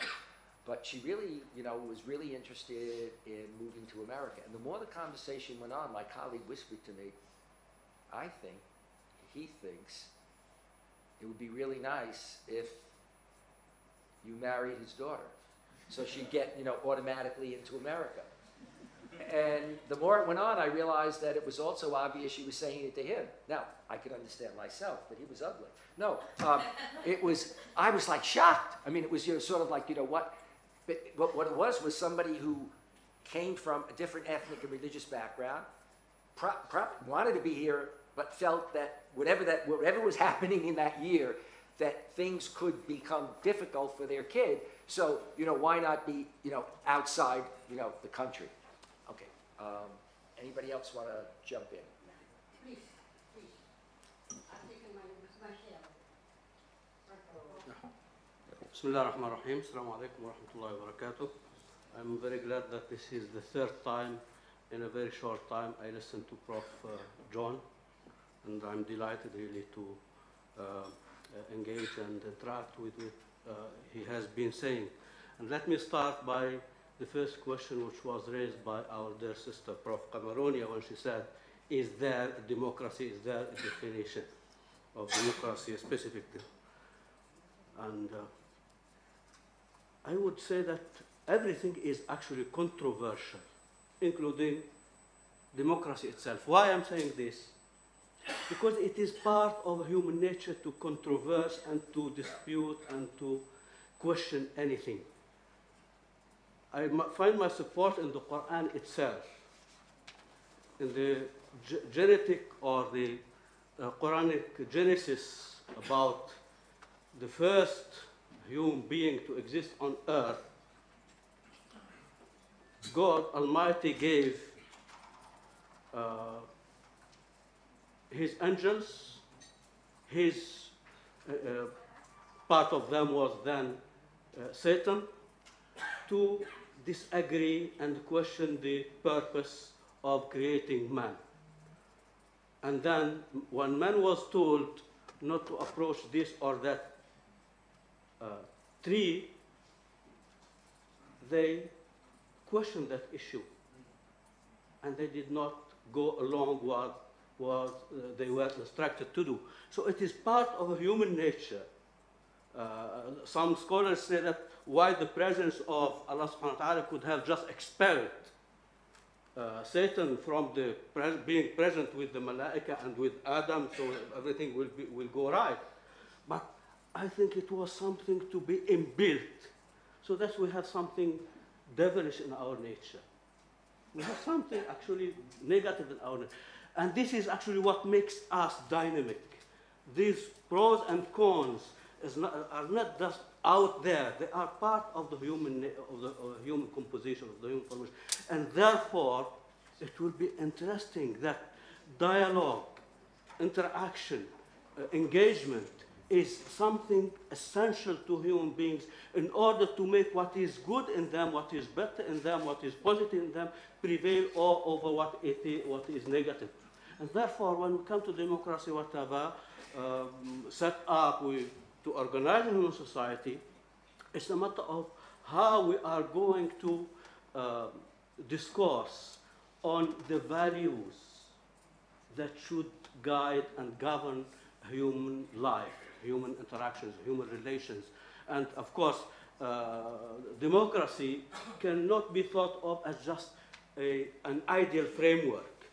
It is something that has to be invented and created depending on the types of values we embrace as human beings, as community. And here, of course, there are things that are central: human dignity, respect, whatever, justice.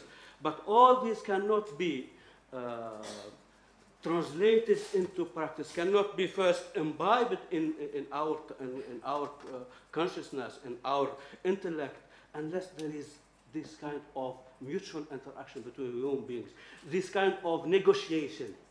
And I think if we arrive at this kind of, that we need to negotiate, because no one is an island, we cannot live on our own, we have to live with others, whether they are of our likes, embracing the same faith, the same vision, or they are different of us radically, or whatever degree of difference. I think the only way to realize a peaceful coexistence, I don't think that it is really dirty, but we can make it dirty or otherwise. But the important thing, how to negotiate in a rational manner, in an intelligent manner, these kind of things in order to every time, every now and then, we have to upgrade ourselves in order to internalize and translate those values into our social and political organization. That, I think, something that came to my mind while I was listening to Prof. John, and I think towards the end of his speech, when he was referring to the Quran's perception of difference, that God did not want actually to create human beings the same, that he makes them different, and he gave them the choice to choose to go this or that direction. I think that's very essential for us in order to develop a new alternative, a new paradigm, as you mentioned, towards a better human existence and better human future. Thank you very much. That was excellently put. I mean, I wish I could have put it that way. Remember that, dear, so I can use it. Nobody will know that I take it from him. In fact, what you really just said and identified, that perspective was captured in a common word between us and you, the document. Now, I can tell you that I speak in many Muslim countries, but I speak in America and Europe, and with an audience, I will say to them, how many of you know a common word between us and you? And virtually no one, or then maybe 3 people in an audience. It's that bad, okay? But here you have a major document that came out of, was put together coming out of Jordan. With globalization and communications, you could have more than 300 people sign off on it. That is Muslim leaders. They didn't all have to come to the same area, so you've got that kind of reach, okay?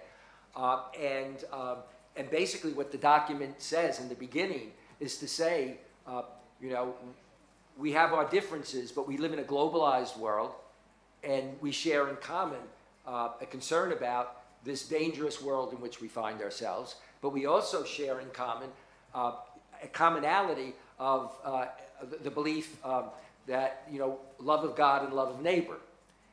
And then if you actually go and look at the document that was developed, it really mines deeply the Quran and the Bible to pull out the passages and arguments. And then they reached out to the leaders of major Christian churches to see if they would sign off on it. Okay?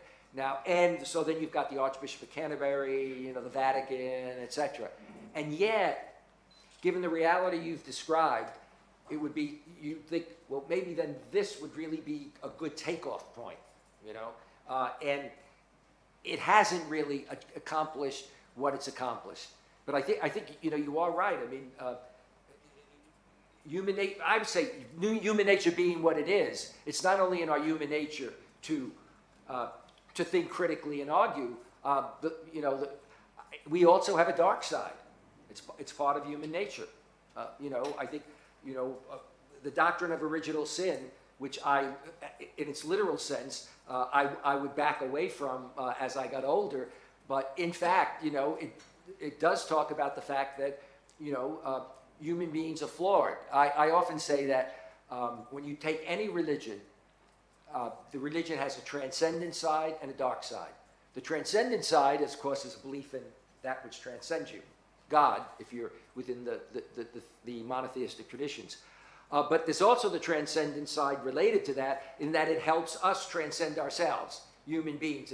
It's like a catch-all on our human nature. You know, there are issues that clearly, if we're believers, we then have to be looking at and saying, well, wait a minute, you know, how does that? But they all have a dark side, you know. And that is in terms of violence, or in terms of governments using religion and abusing religion. I mean, that's there. Regrettably, though, even today we have a problem in that some people who are, quote, true believers, ultra-conservative, I would say, people of any faith, Christian, Jewish, Muslim, Hindu, those kinds of folks really don't allow for that kind of worldview, you know, and they would, in terms of their societies and civil liberties, shut things down.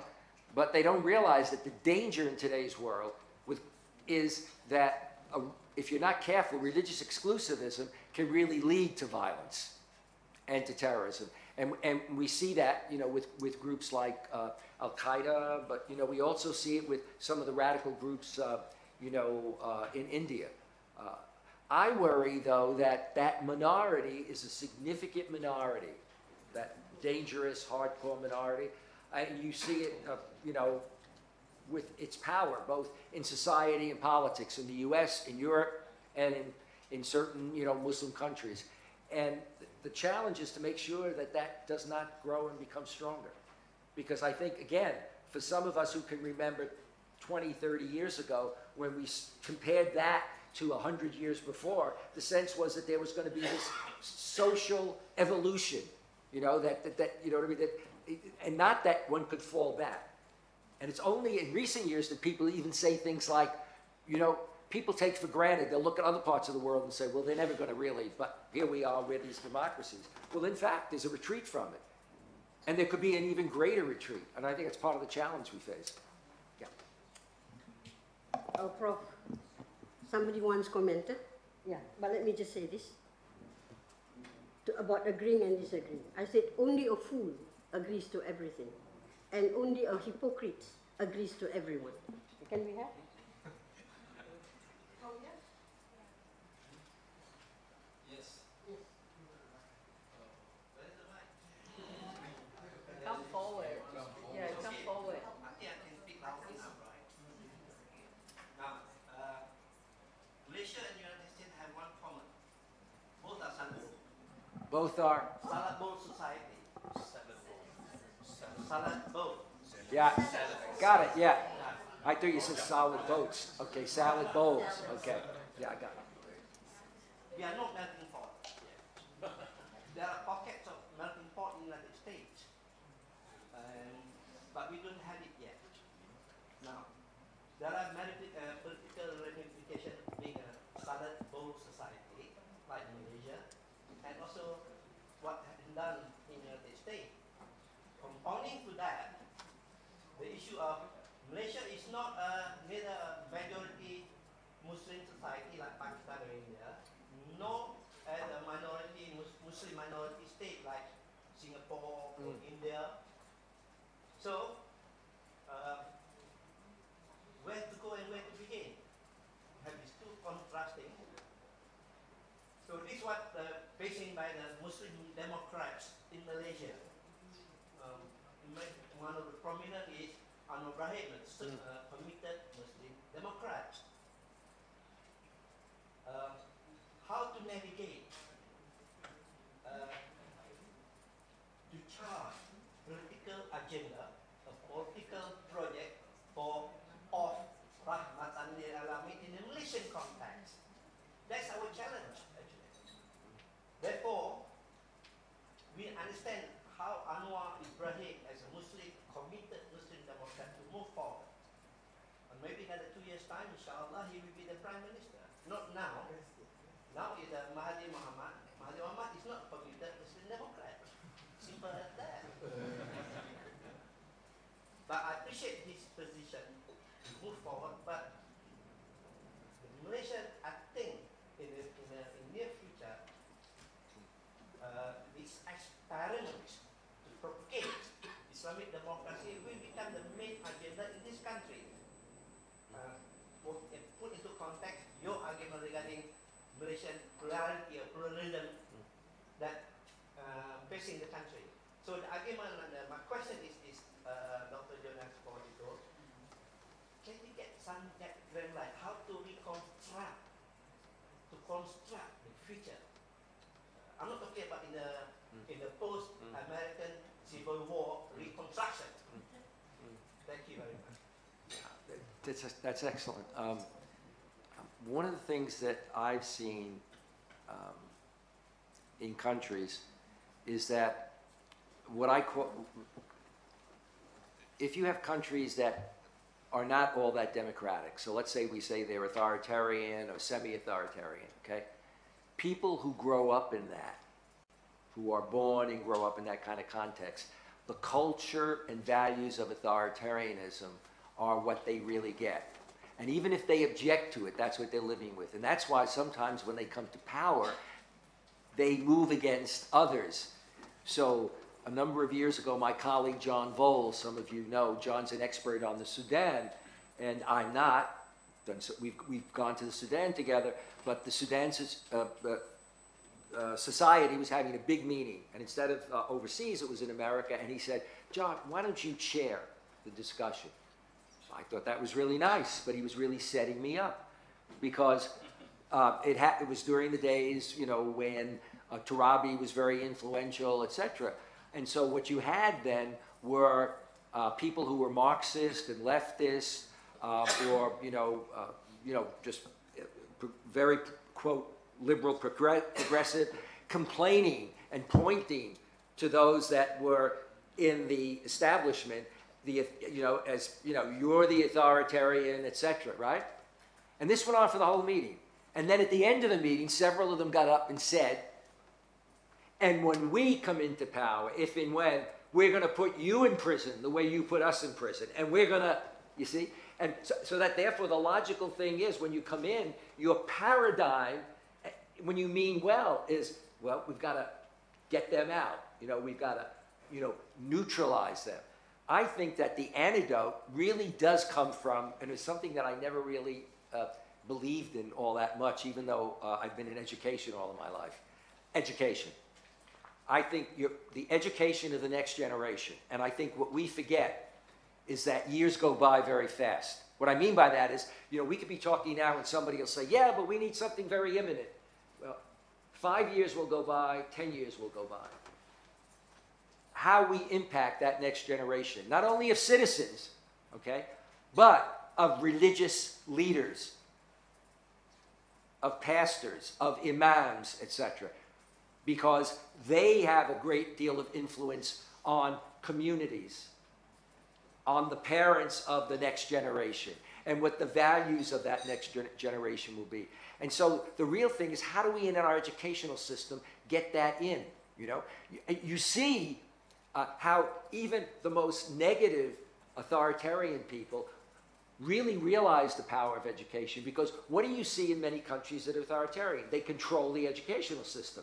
They control the curriculum, And in some countries, for example, Saudi Arabia, for years, you don't have a department of government or a department of political science that would be looking at these kinds of ideas, You very much are concerned about which religious leaders, are in the mosques, etc., and how you can influence their training.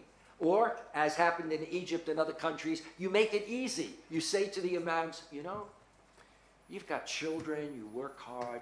We'll make it easy for you. We'll give you the khutbah for every week. Here's the text, So I really do think that becomes a big thing, and a really robust, and you can do it with globalization of communications, a really robust approach to getting other sectors of society to interact. What do I mean by that concretely? In America, we can say that a significant number of the Christian right, okay, evangelicals and Baptists in particular, okay, are people who believe that their religion is the only religion, their scripture is the only scripture, they're going to heaven and other people are going to hell, but also believe that that should be expressed within our political system. You see, in terms of who you elect for office, who you have on, the Supreme Court, etc. Yet there are others. I'll give you the example of one pastor that I know named Bob Roberts. Okay, born and raised in Texas, has what you call a what do we call them again? A mega church. Okay, when he does a program, and I went there, his church looks like a convention center. His green room, for TV, you have a green room. His green room is bigger than that of ABC in Washington, D.C. And the people that he has go there, okay? And he was raised in a very narrow kind of theology. But he has moved to a point because of his experience, and growth, that, for example, he went to Pakistan and to a more rural area and said, what do you need? And said, do you need a college? And he said, no, it's not that I'm going to build a college for you. You're going to build a college, but I'll get support for you. He went to Gaza and said, what do you need? What are the medical issues? And they said, because of the environment here, a lot of problem with eye doctors. He wound up getting doctors and flying them in, okay? He took a risk and had a number of us come to speak, Muslim leaders, myself and others, and lost some of his biggest donors initially, okay? But he also has now become a major person, both in America and internationally, in Muslim-Christian relations, and has done it in a variety of ways. He discovered that there are a lot of imams who really would love to go horseback riding and hunting. And so he put together in Texas an organization where he brought together ministers and imams, and then they also got in for big barbecues. But he made sure it was halal, and they didn't do the usual barbecue that many like, which is pork. He did the social dimension as well as the theological, as well as the political dimension. There's a lot of that happening, but not enough. And I think that really what we have to be thinking about is, what can we do, not only in the short term, but in the long term, and I don't mean here a long term. I mean, how can we affect things for 10 years out from now? And a lot of that has to do with what do we do in our schools and our universities, and what do we do in our churches and our mosques. That's a big thing. And we need to get people who are willing to step up. We can't have photo op Muslims. Photo op Muslims are people who don't want to do anything that might affect their ability to have a photo op with the mayor, the governor, or the president. And you can say that of other people too. In other words, that don't want to speak out, that don't want to take the risk. It's very easy for a Christian or Muslim or whoever to say, look at my scriptures, and really argue theologically. But the question is, and what do you do about that? The Palestinian issue is a great example of that. Even 30 years ago, my wife and I got into a cab in San Francisco, and I could see the young man, because of some of the script that he had on his cab, was an Arab, and I had a sense he was a Palestinian, so I got into a discussion. And I said, and I'm really, the bad thing is when you look at the policy of the U.S. and others, and he said, wait a minute, how about the Muslim countries? How about the ones that talk about Palestine all the time? Where are they really in terms of leverage? One could argue that the oil countries could have had a heck of a lot more, So I think that there are a lot of ways when we talk about, the future, that we really need to rethink, what we thought. We need to develop a generation that just believes, and we see that often, especially with globalization and communications. The next generation can become negatively influenced or positively. And you do get younger generations where people really believe that, even if they're not doing it for religious reasons, where they really believe, look, in order for the world to be a better world, it makes sense that we have to be able to get along together. There has to be social justice. In order for me to have freedoms, it means other people have to have freedoms. In order for us to lessen the chances of war, it means that, we have to speak out. But I think the voices of reform are the things. As Ismail would have said, and it's good that this isn't a big public thing because it would be a different thing. But I once asked Ismail about something, and I said, I don't know what to do. It's a kind of controversial thing. I've just finished my degree. We were in the faculty club at Temple. And out loud, Ismail said, but this was like 30 years ago, but even then, he said, Ismail means Ismail Faruqi, yeah. Ismail al-Faruqi, the only Ismail. Ismail al-Faruqi, other than the biblical Ismail. Ismail al-Faruqi said to me out loud, well, one of the options is you just don't speak out, and play it safe. Or he said, you can roll up your sleeves and get on with the jihad. And I looked at him and said, Ismail, lower your voice, in terms of the faculty club. We don't want to have a conversation where, we're talking about that. But I mean, I think that that's a real challenge for a lot of us. And for parents to be an example to their kids and want that to happen. Okay, for a lot of Muslims, your kid comes home and says, I want to do a degree in Islamic studies, and you say, oh, you can still be a doctor, and we can get somebody to teach you the Quran. You can have lessons. I mean, the fact is, parents have to be able to really encourage their kids to get into a variety of professions, and be an example to their kids, of speaking out. This sounds like a sermon, but it's exactly what it's talking about: life, the realities of life, And what would be a textbook kind of conversation is now a real issue. When I was growing up and when I first got into the field, nobody knew about Islam or cared about it, but nobody was worried about terrorism in the name of Islam. Nobody was worried about terrorism in the modern era in the name of Christianity. But all of that's changed. In my era, the idea that you would have a Catholic on the Supreme Court was beyond belief, let alone an Italian. When Scalia got on, I disagreed with his politics, but what could I say? Now, WASPs, white Anglo-Saxon Protestants, who are really, those that are very right-wing, fall over themselves wanting to see Catholics because they go for the Catholic, conservative Catholics. If you look at the Supreme Court now, they're dominated by conservative Catholics, and the guy who just got nominated is a conservative Catholic. So the world's changing, and not necessarily for the better. Watch the Catholics. You've got to be really careful. Hi, thank you. I'm Alwani from UM. I'm coming here with your student and my mentor, Dr. Khadija. Okay, my question is simple. What is your opinion about these issues? Which one is more problematic? A democracy which leads to the loose hold of one's religion or abandonment of religion altogether, or religious adherence to which leads to rigidity, conservative attitude, and extremism? That's one question. And number two, now we can see on the media and about Trump's stance, policies, etc., towards Muslims in general. But what is actually there in the society among Americans? What are the general attitude to Islam and Muslims? Thank you. Yeah, the first question is very good because I think it states what a significant number of people become concerned about. That democracy is somehow going to mean that it's open-ended and that somehow it has a problem, necessarily leads to a problem with religion. I don't believe that that's the case.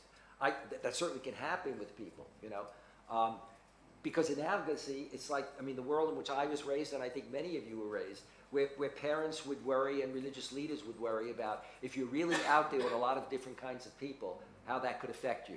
And so, what did Catholics do? We built our own schools and universities, and so that our kids wouldn't go to public universities.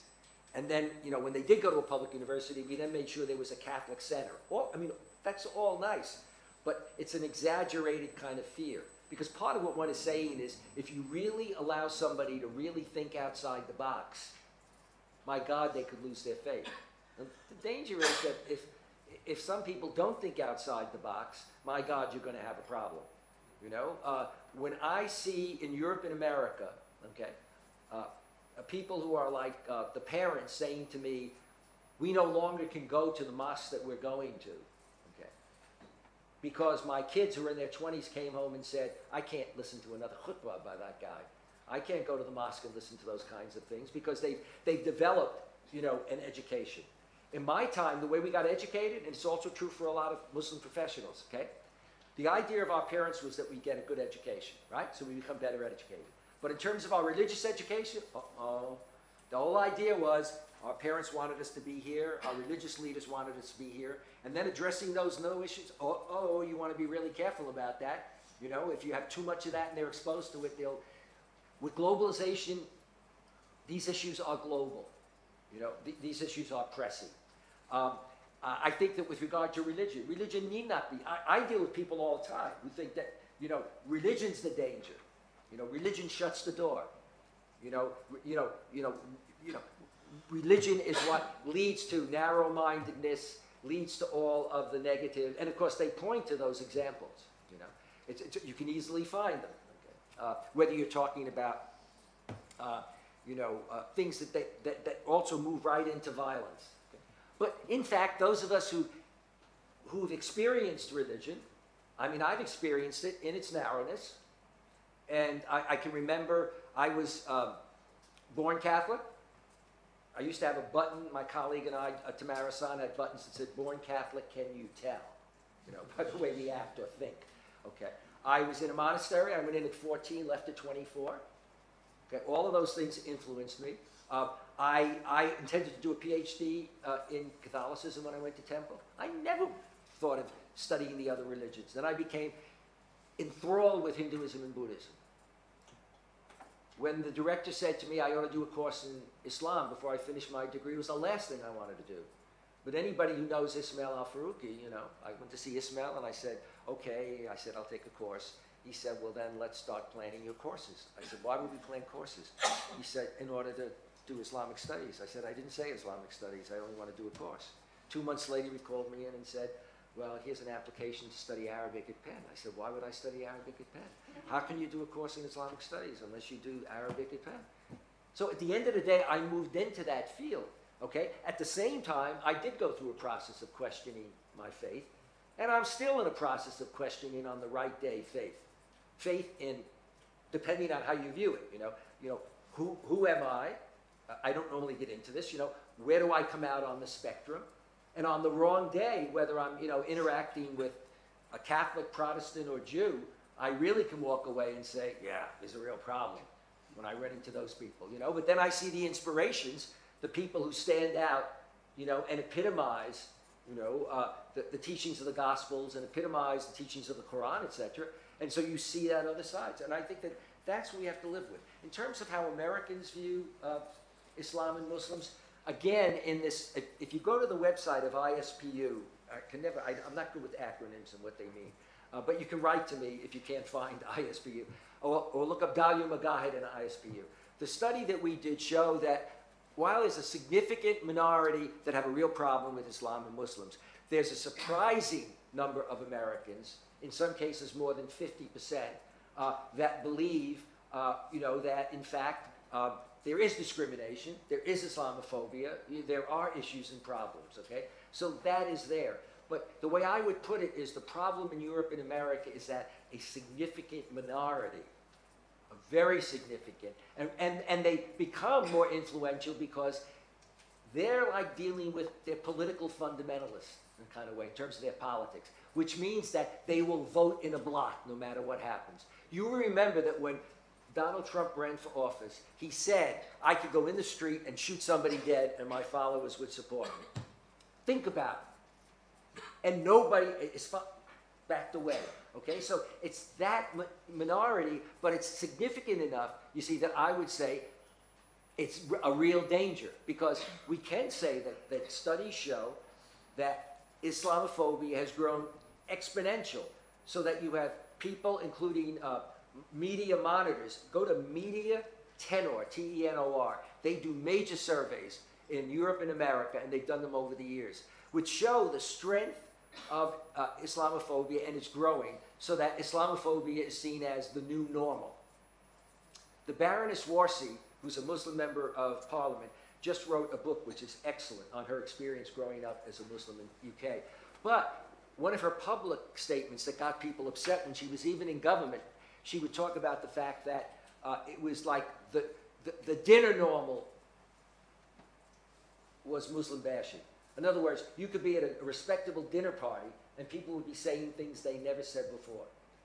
I can give you an analogous situation. People who are generally very nice, some of them that we know and that we socialize with, will feel very free to say something about somebody that they're not negative towards, right? But instinctively they are foreign, and say, are they legal? Okay? My grandmother never spoke English. Nobody ever said, was she legal, or brought that up as an issue, So it's a very complicated issue, but it's that minority that's really dangerous. It's not the same as, but it's analogous to when I speak and I say there's no doubt that they're a Muslim terrorist. We know it, and it occurs. And there's no doubt that they're dangerous. But the point is, how significant a number are they? Yes, in today's world, with the ability to do an act of terrorism, it's a danger, but don't generalize from that and say that's what the majority of Muslims are like, or that's what they believe their faith tells them to do.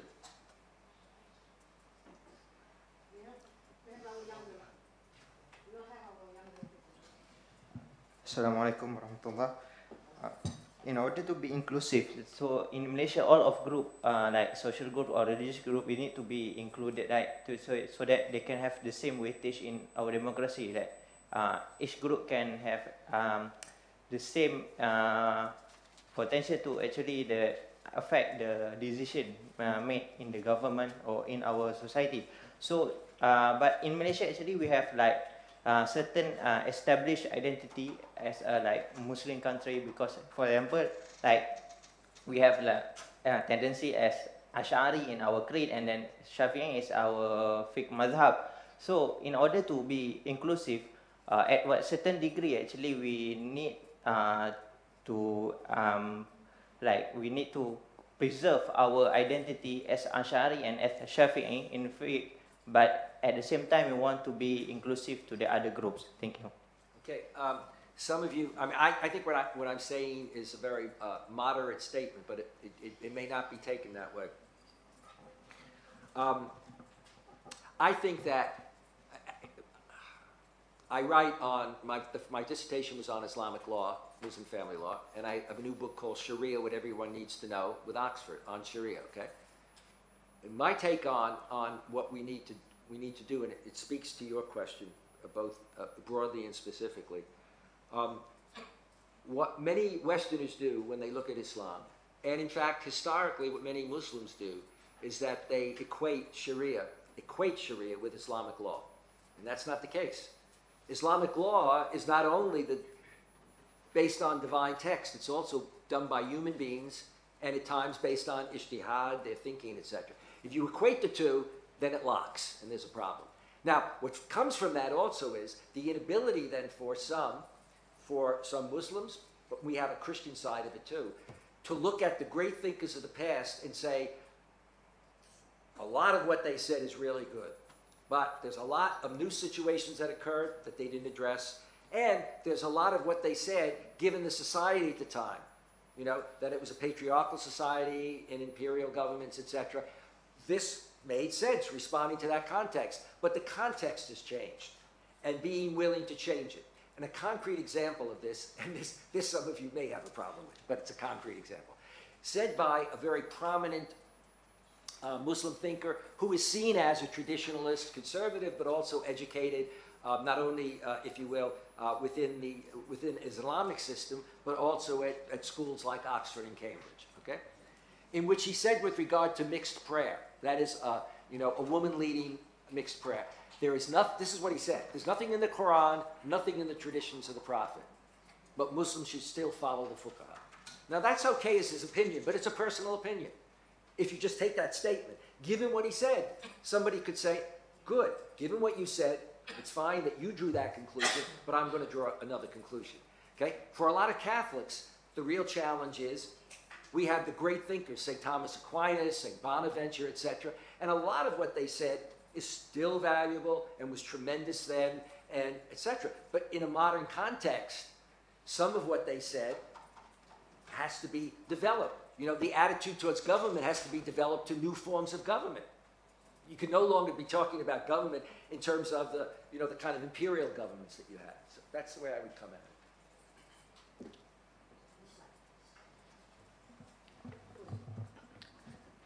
it. Thank you very much, Prof.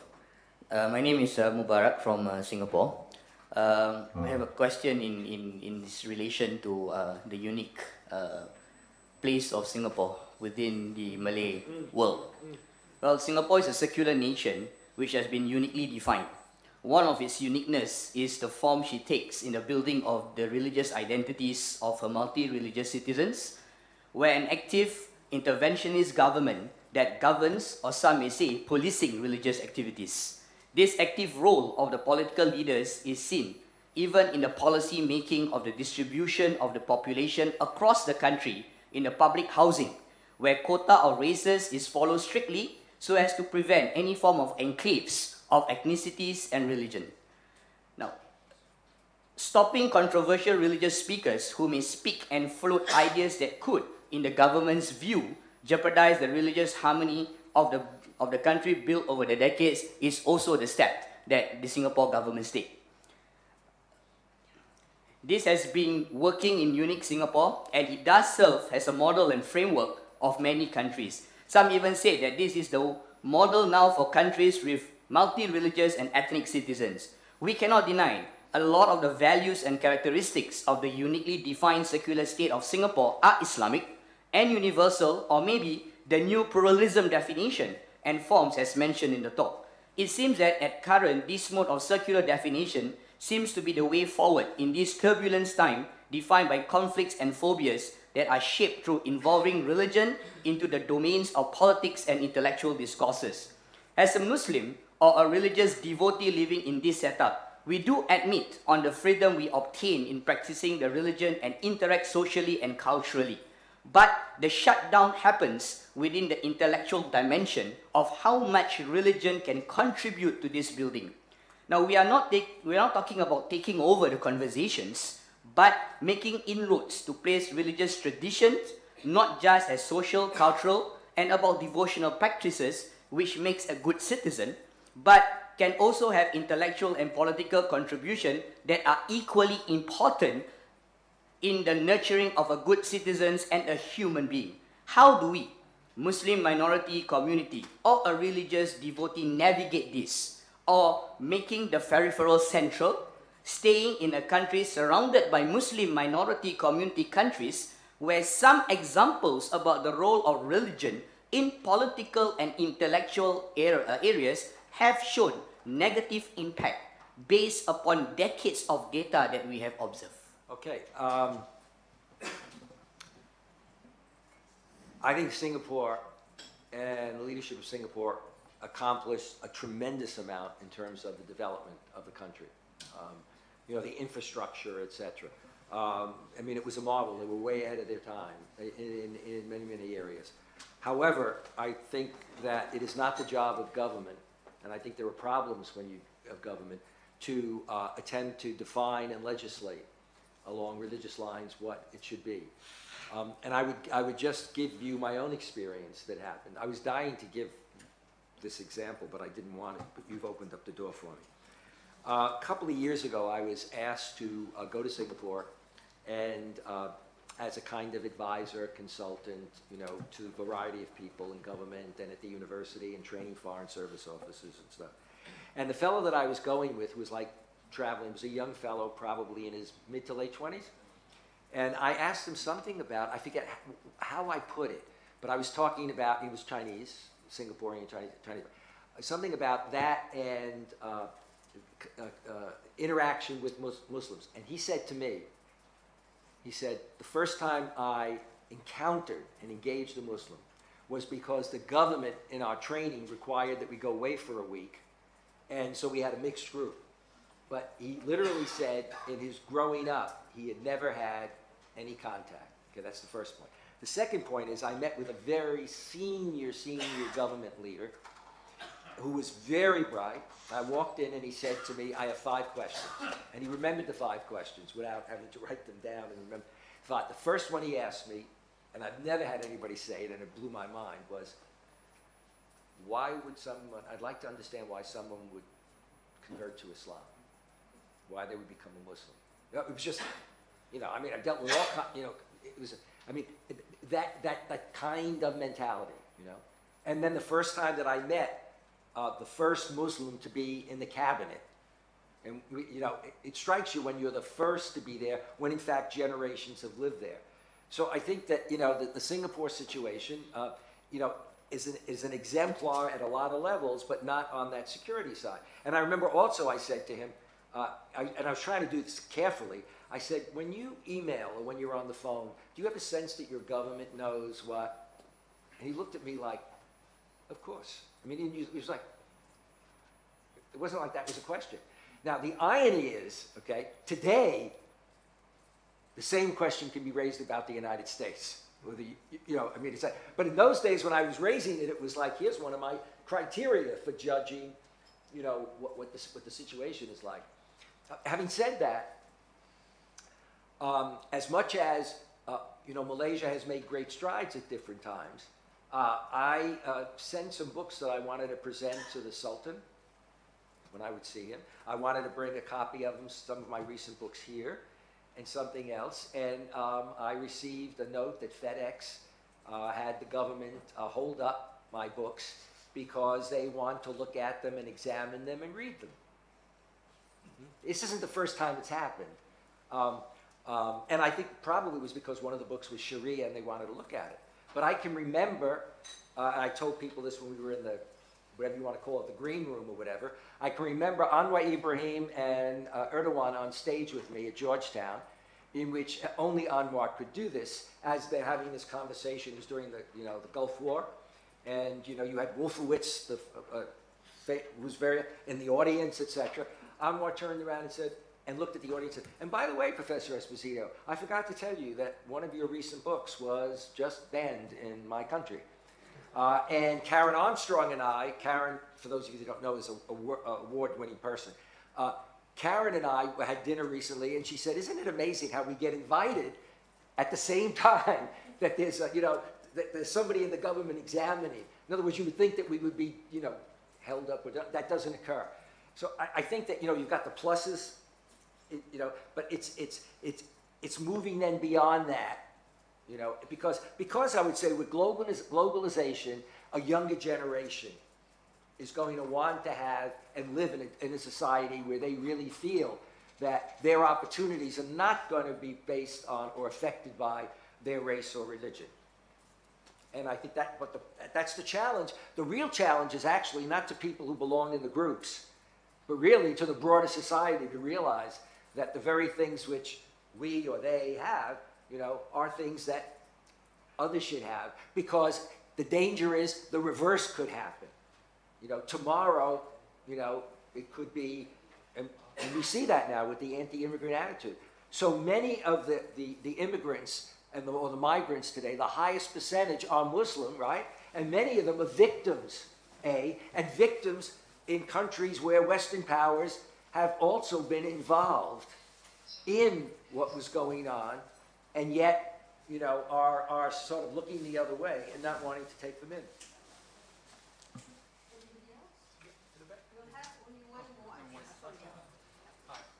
My name is Sivin Kit. I'm from the seminary. I didn't see you, and I was going to text message you and say, you're supposed to be here. Yeah, thank you very much. Well, I think there are two things I'd like to say. I think the first one is very interesting. I think the Malaysian story is really worth telling, especially after what has happened in this new Malaysia, so to speak. Because when I was at Sarajevo recently for the Building Bridges seminar, and every person there, whether it's Christian or Muslim scholars, were asking me about Malaysia. Because they were interested. They said, one of them actually told me, one of the professors from Bosnia, and he said, we have been hearing so much bad news in the Muslim world. It was nice to have some good news for a change. And I thought that was very interesting, that Malaysia has a contribution to make. Now, based on that, I was actually intrigued by your phrase, transcendent tolerance. Not so much for the tolerance, but for the transcendence. And I think about it in two ways. One is the capital T, transcendent, as in related to the divine, but the other one is the small t. And here I would like to highlight an interesting experiment that we have done. This is with University of Malaya. Part of the thing I think is interesting is because you talk about roots of democracy, I'm thinking about seeds of transcendence, small t. Because this is where students from the University of Malaya comes to my seminary. We're trying to make it once a year, if possible, and try to make it a norm where, in this case, it's a Christian-Muslim engagement, not at the level of round table like this, but really a little bit more in the middle, maybe not totally on the ground. And I think we discovered that these students were able to transcend themselves, and I thought that would be interesting. And this is, and I guess the question I'm heading to is more of, how do you see minorities, in this case, non-Muslim minorities, in the context of New Malaysia, whatever that means. And of course, I'm also speaking partly from the other end. I was in Norway for 4 years to see how Muslim minorities responded to being in that situation, especially after July the 11th when Anders Breivik shot these people, and I was present in Norway to see how people reacted. So I'd love to hear your views of the non-Muslim minority in Malaysia, perhaps in conversation with the Muslim minority in the US. That would be interesting, because I think sometimes the minorities are the invisible voice in this discussion towards moving forward. And of course, I'm also looking forward to Professor Osman Bakar's lecture, which I think will point us a little bit more to that direction. Perhaps you could give some comment. Thank you. One of the interesting things is that, and I touched on this just a bit earlier, when I said that given the new way in which our world is developing, that for the first time, significant numbers of Muslims are immigrants and are living in the West, and they're always going to live in the West. It's not like the older generation, which is one of my Muslim colleagues used to talk about the fact that a lot of the younger generation in the States had parents who lived with the myth of return. You know, that they were going to go back when they knew they really weren't going to go back, but then they never quite fit in, you know, etc. I think that as a result, if you look at some of the really good writing on the issue of pluralism, you know, you have a whole host of Muslim scholars in Islamic studies who've been writing for the last 15 to 20 years about pluralism, arguing and pointing out pluralism as it can be seen in the Quran, etc. But I think it's because it's an issue for the community, you know. And in fact, Abdulaziz Sachedina has a book on the topic, and it affects also Poles. Poles have showed that while maybe, I forget now the exact percentage, but that close to 2/3 of American Muslims will say that they have a significant number of their friends are white and different. Interestingly, the reverse does not happen in terms of white Americans, not only with regard to Muslims, but people of color. But on the issue of religious pluralism, related to the ultimate question, roughly 2/3 believe that that there is truth in other religions, you know, and therefore are open to the idea not only of dialogue, but that in fact that we all may be having an opportunity to go up on an express when we die, rather than just certain people are going to get on the express.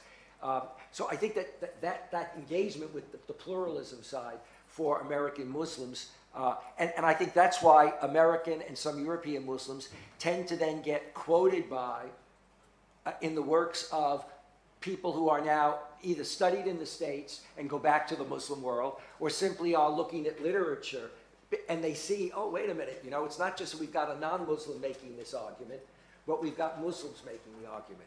I think the challenge, excuse me, in a country like Malaysia and Indonesia is to, on the one hand, as I said earlier, to recognize that there are very positive roots, both religious roots in Islam itself and the Quran, if from my point of view correctly understood, but also that there are the roots of reality, that these are countries that have a relatively long history of being multi-ethnic and multi-religious, but they're also countries that show both the plus and the negative side. In other words, okay, so we've got that diversity, but at the end of the day, how does that translate? And how does a society struggle with that? And particularly a society that sees itself as Muslim, as in Europe and America, many would see themselves as Christian. You know, how does that get integrated? You know, I believe that, as I said earlier, that this is an issue that's been addressed for a couple of decades, but has not gotten the play that it should get the play that it should have here as well as overseas. In other words, that you can find a host of writers, a minority, but a host of writers in Indonesia and Malaysia that have been addressing this issue. You know, whether it's that they write in a Western language or that through translation it occurs. And there are ingenious ways in which this can be fostered. In Indonesia, in a constructive way, there's a press, Mizan Press, for example. Mizan publishes what it regards as some of the best thinking, not only religiously, but also philosophically, etc., in translation. More of my books have been translated into Bahasa Indonesia than any other language, including Arabic. Because some people would argue that, in fact, more people read in Southeast Asia than Arabs do. If you look at actual sales of books, it's not there. And I think that there needs to be more of that happening. And the new Malaysia is, as one is talking about a new Malaysia, or whatever you want to say, or the way forward, which is a phrase that's used a lot, as you talk about the way forward, it then becomes a challenge to the Minister of Education. It becomes a challenge to the prime ministers. It becomes a challenge to those that deal with religious affairs within government, etc., to be talking about and running conferences on, both public as well as private. I also believe that on controversial issues, it should be closed, and then maybe with an open, because usually, you need to justify the resources that are spent financially. My approach, more and more, having run a lot of conferences, is that what you do is you run what I call a workshop, a smaller group, okay? And then out of that, you have one big event, okay? The only problem with that, of course, is if you select 3, there'll be others who say, why wasn't I the 3? But you just have to live with that. But that's the way you do it. And if you do that kind of event, that you then have follow-up meetings. See, so for example, with the building bridges, it's great that they said what they said, but building bridges ought to be more concretely than pursuing that theme in the future. And it may or may not do that. And I think in Malaysia, there are those resources that already exist. So you begin with some of the writings that were done by some of the people that I mentioned, and were done 20 years ago, 30 years ago, and then you build on that. It doesn't mean you just copy that, or you see them as having the divine plan or whatever. You actually build it. And I think that's part of that, part of that challenge, Okay. Thank you all for coming, and thanks for an exhausting but really enjoyable time.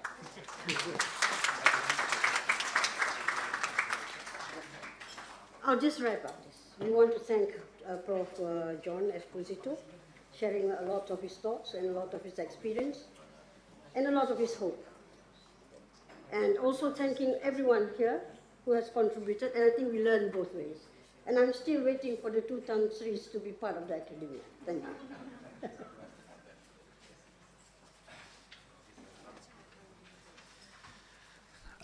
Alhamdulillah, thank you, Prof. Kamaronia, and to Professor Esposito for leading us into a very good discussion just now, giving us a wider perspective on Islam and democracy as 2 most important core or dynamics of new Malaysia, as well as the Muslim Ummah generally.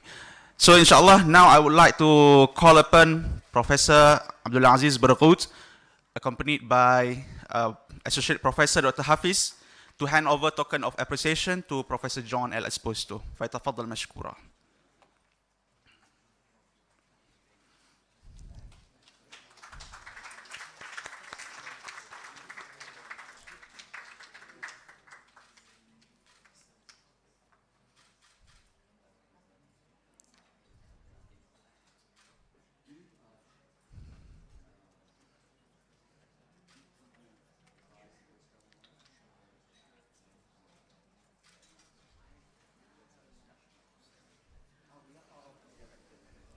Okay, thank you, professors.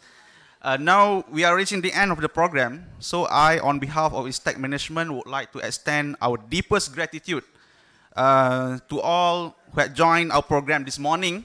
And don't forget that we have another evening session after Salatul Jum'ah at 2:45 p.m., which will feature Professor Emeritus Dato Dr. Osman Bakar. Inshallah, we will join as well, all of us. The topic is very interesting, which is Islam, democracy, and the new Malaysia, the relevance of Ibn Khaldun's theory of Asabiyah. So see you there. Thus I end this with Wassalamualaikum warahmatullahi ta'ala wabarakatuh, and we end with recitation of Tasbih Kafarah and Suratul Asr.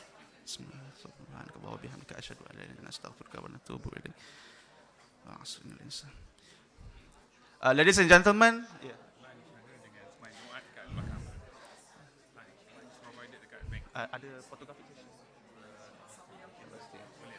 so we are inviting all of you to enjoy some refreshment out there, inshallah. And also we have mosque here please join our Salatul Jum'ah here, inshallah.